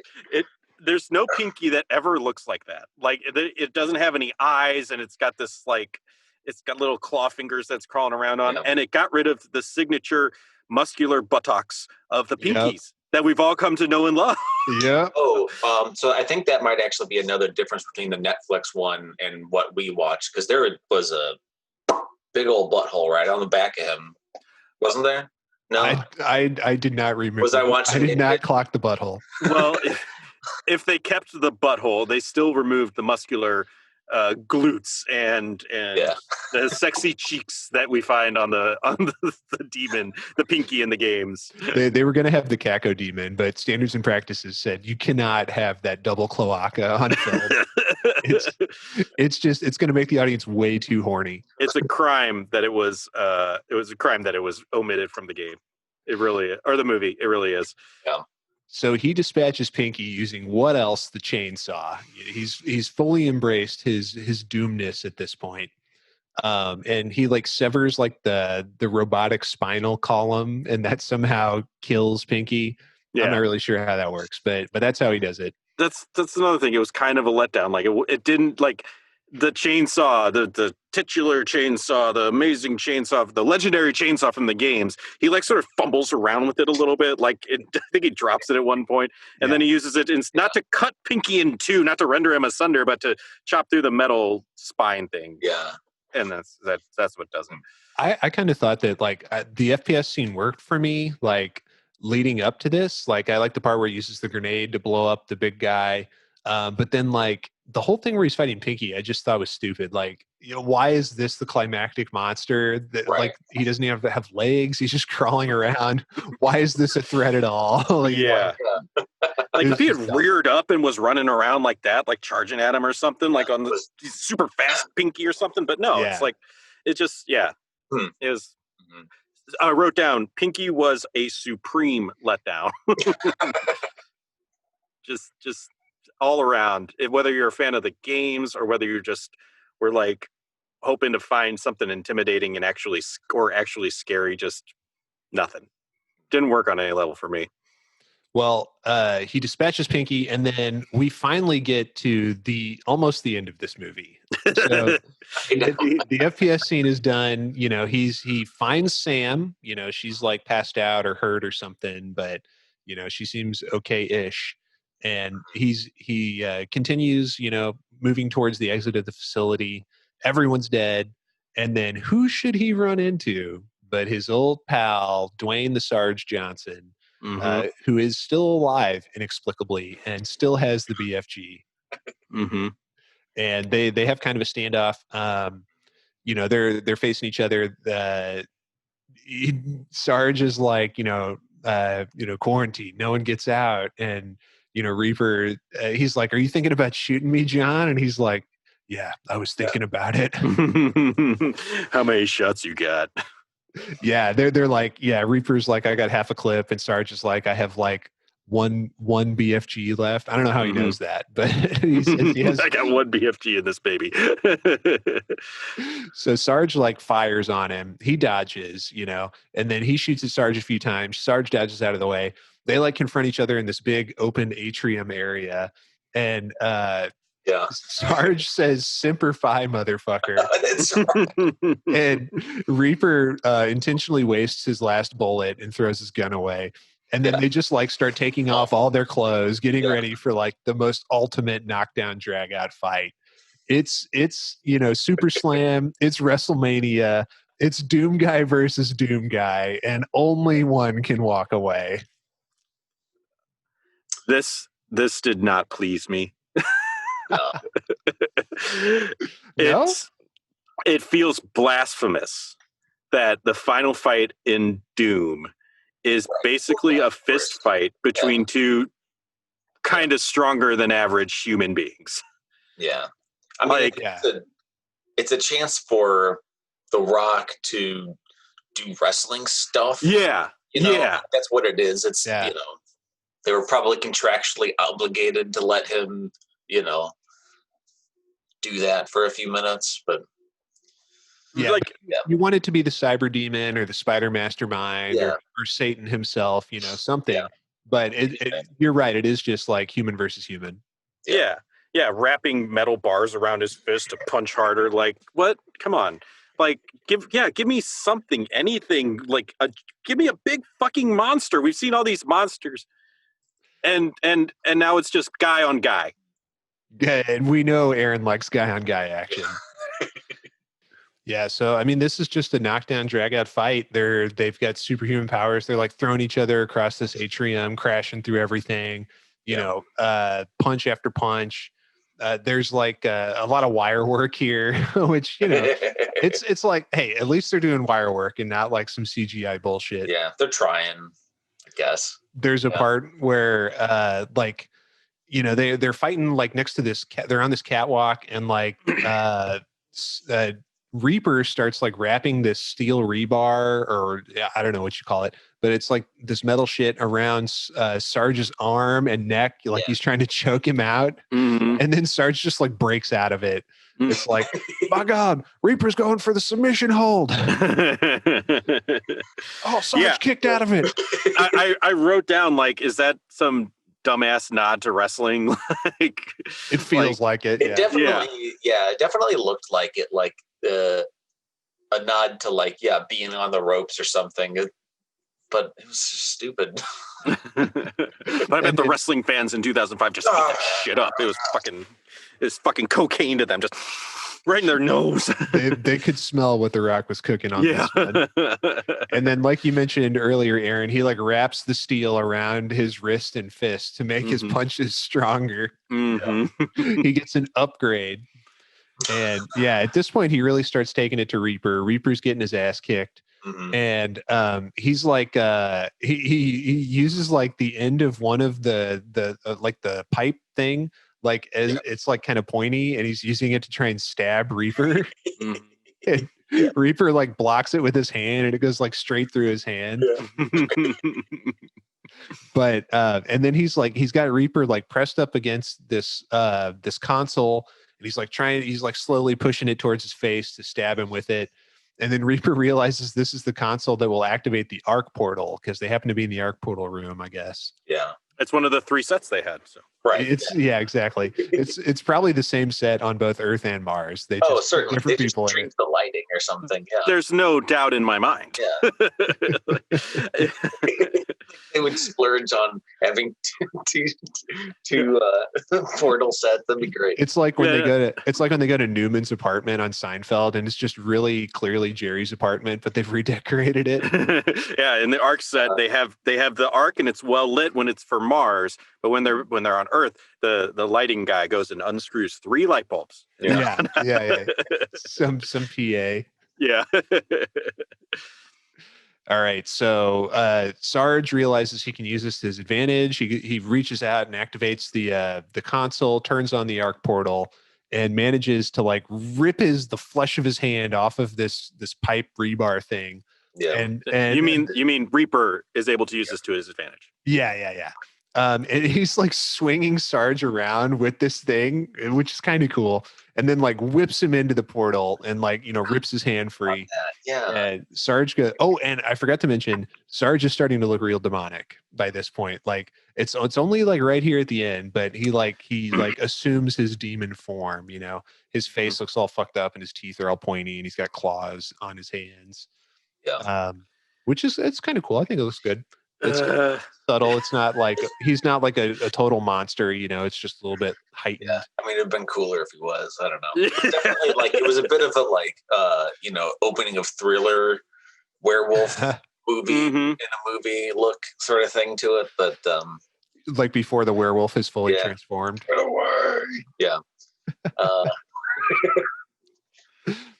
So Reaper throws a grenade through the arc portal after Sarge, then shuts the portal down, and Sarge just has just enough time to glimpse the grenade before it blows up, atomizing him and apparently a lot of the base with it.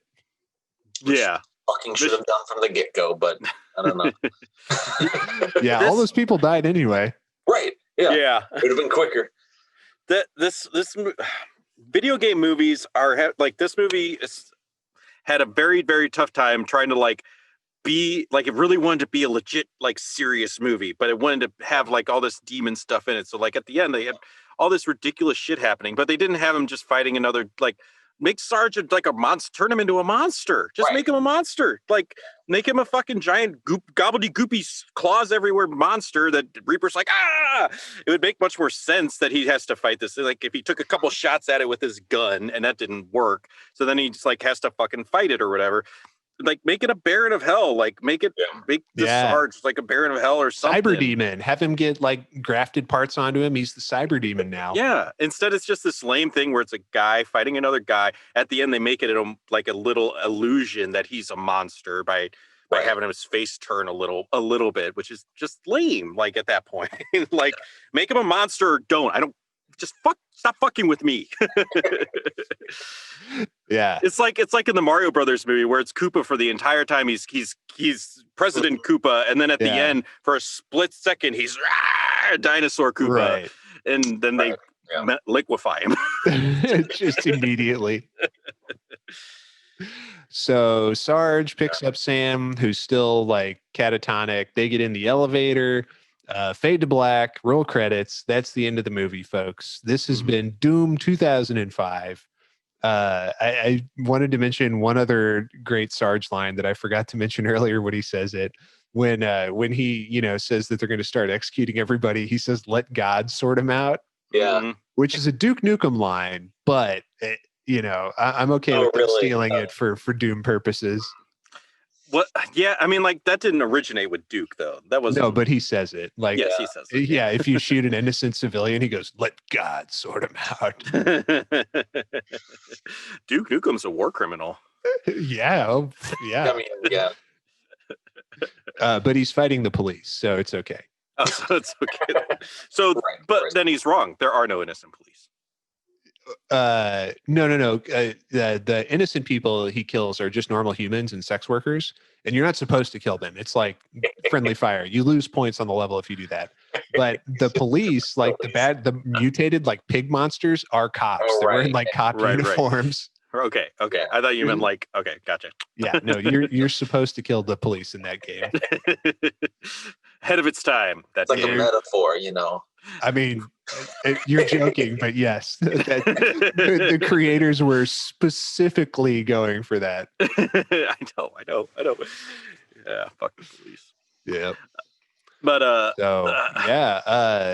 we're at the end here. The virus is on Earth, though, at this point. Apparently, because John's infected with it. Yeah, John, or whatever it is. Like, it's a C34 is what it's called, right? Yeah, or E24, something like that. Yeah, and it's on Earth. It's inside all of those bodies that are strewn around. It's in John. Yeah. Like, so this thing is here. Like, they lost. They lost, yeah. Well, because John's stupid ass is just like, let's go up the elevator now. Yeah, right.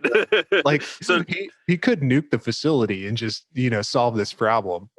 Yeah. Good. But then he'd die, and he's a very selfish individual. He's a very selfish individual. But so the next movie would have been Hell on Earth. Yeah, I think so. I'm sure if they got a sequel greenlit, that's where we would be going with this. Nope. No, definitely no. Okay, but here's my question at the end here. This is very important. Who is Doom Guy in this movie?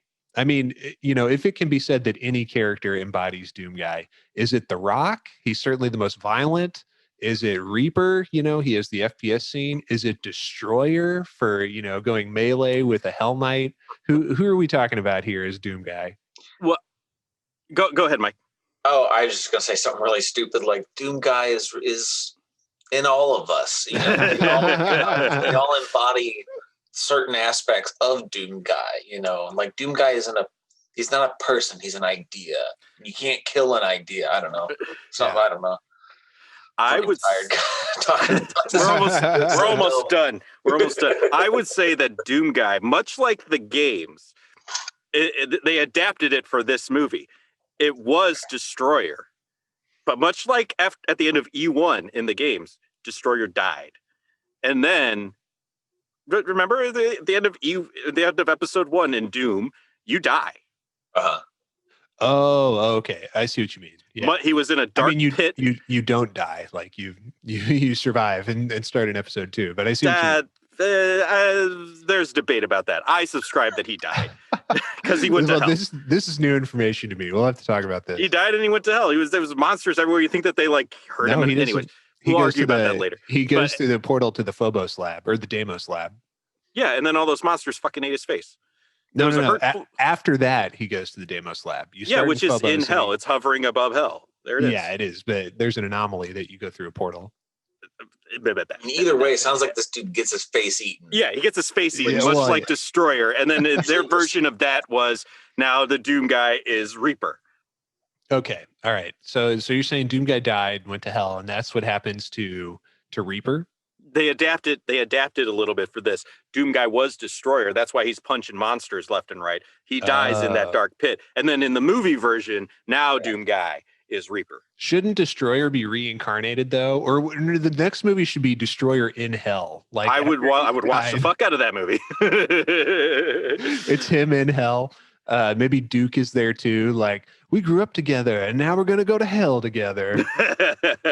I mean, Destroyer went toe to toe with a demon, with a Hell Knight before he didn't get any injection. He didn't get that extra chromosome. He was just fucking it up on his own. Portman is in hell now as like a bad guy. He's like a prince of hell. Yeah. Like, did I ever tell you guys about the time I was in Tijuana with a bottle of tequila and 4 demons? It's like, 4 ladyboy demons. God damn it, Andy. Now we got to write this.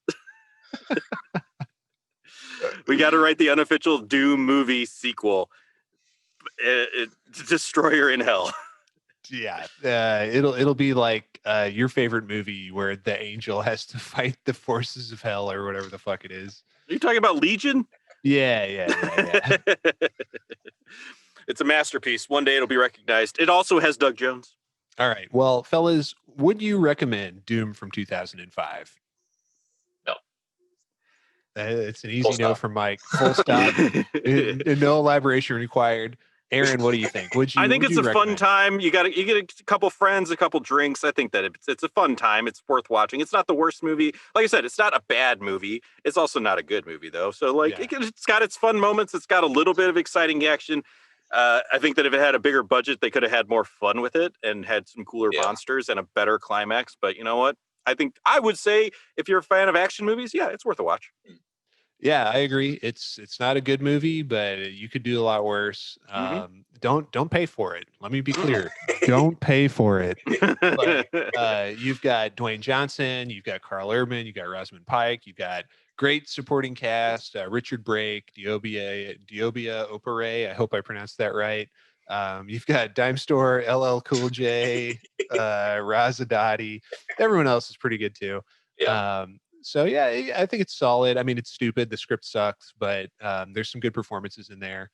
Even the minor characters, like there's not a lot going on with them in terms of how they're written, but like I feel like the actors do a pretty good job selling it. So it's entertaining. There's no part where I'm like just bored because of how bad it is. Really? I'm so surprised to hear you guys say that. I don't know. I honestly think that there could be a watchable movie. There is a watchable movie in this movie. There's just like half an hour of completely irrelevant shit that's just stuffed all in it, and it just I don't know. I couldn't hardly sit through it. Like it just was. It's not even like it's not even a 2-hour movie. But it just feels like it just went on for days just because it kept stopping to go do things that just didn't fucking matter. I don't know. I wouldn't want to put this on with friends while drinking because I feel like I don't know, you'd forget what the fuck you're watching like halfway through. Like I forgot they were on Mars at one point. You know, like then just like I remember I'm like, oh, this is right. This isn't like Terminator. This is on Mars supposedly, but they're in a fucking sewer. Zack Snyder is like, all those boring parts were not me. That was reshoots with Joss Whedon. Those are not part of my original vision. See, I know what you're saying, Mike, and I don't disagree, but that goes back to what I was saying. Like all those parts weren't bad. but they just weren't good. Like all of those parts were like character building. They're trying to build characters that you won't care about a little bit, and a little bit of backstory for, you know, our hero or whatever, but it just wasn't great. So it didn't grip you. So it was like not good, not bad. All right. Well, I think that's going to do it. We've been talking about this damn movie for longer than the movie itself. Way too long. Let's wrap it up there, folks. I repeatedly on a previous episode said that our previous episode would be the last episode of 2020, but I think I was wrong. I think actually this one is going to come out on like the last day of 2020. So I mean, you're welcome. So long, it's really like one day. Yeah. I could push it back, Andy. We could release it late. And just to not make a liar out of me. Yeah. Well, you know what, though? I think that talking about this gloriously stupid movie is a great way to wrap up the year 2020. Thank you, gentlemen. I've had fun. This is enjoyable. We'll be back in your podcast feeds again, listeners, very soon, in about a week's time, with the actual next episode of the show, where we actually will be playing and beginning episode 4 of Doom from 1993, the apocryphal 4th episode of Doom, which was actually made in 1995, but don't worry about it. And Mike, thank you for joining us, buddy. Yes. It's great having you back. Yeah, it was fun. You know, we are going to watch Doom Annihilation, and we are going to talk about it, and you are going to be on that episode. Okay. Yep. It's happening. I'll do it. I won't like it, but I like you guys more than I don't. Well, I don't know. I haven't seen the movie yet, so that remains to be said, I guess. But he's such a good friend. He's willing to endure tremendous psychic pain on our behalf, purely for our entertainment. We appreciate it, Mike. All right. Well, thank you, Mike, again, and thank you, Aaron. And Aaron, what do you want to say to the folks at home before we wrap up today? I want to say thank you, everybody, for listening. If you made it this far, super double thank you. Drop us a line. We'll give you a shout out in the next episode if you listen to this whole damn thing. Please go to onestageatatime.com for all of our links to all of our socials and for more episodes of this amazing show. Please leave us a comment, like, share, and subscribe, all that good stuff. We appreciate you. Mike, do you remember our sign off, buddy? Oh, yeah, of course. Save and continue.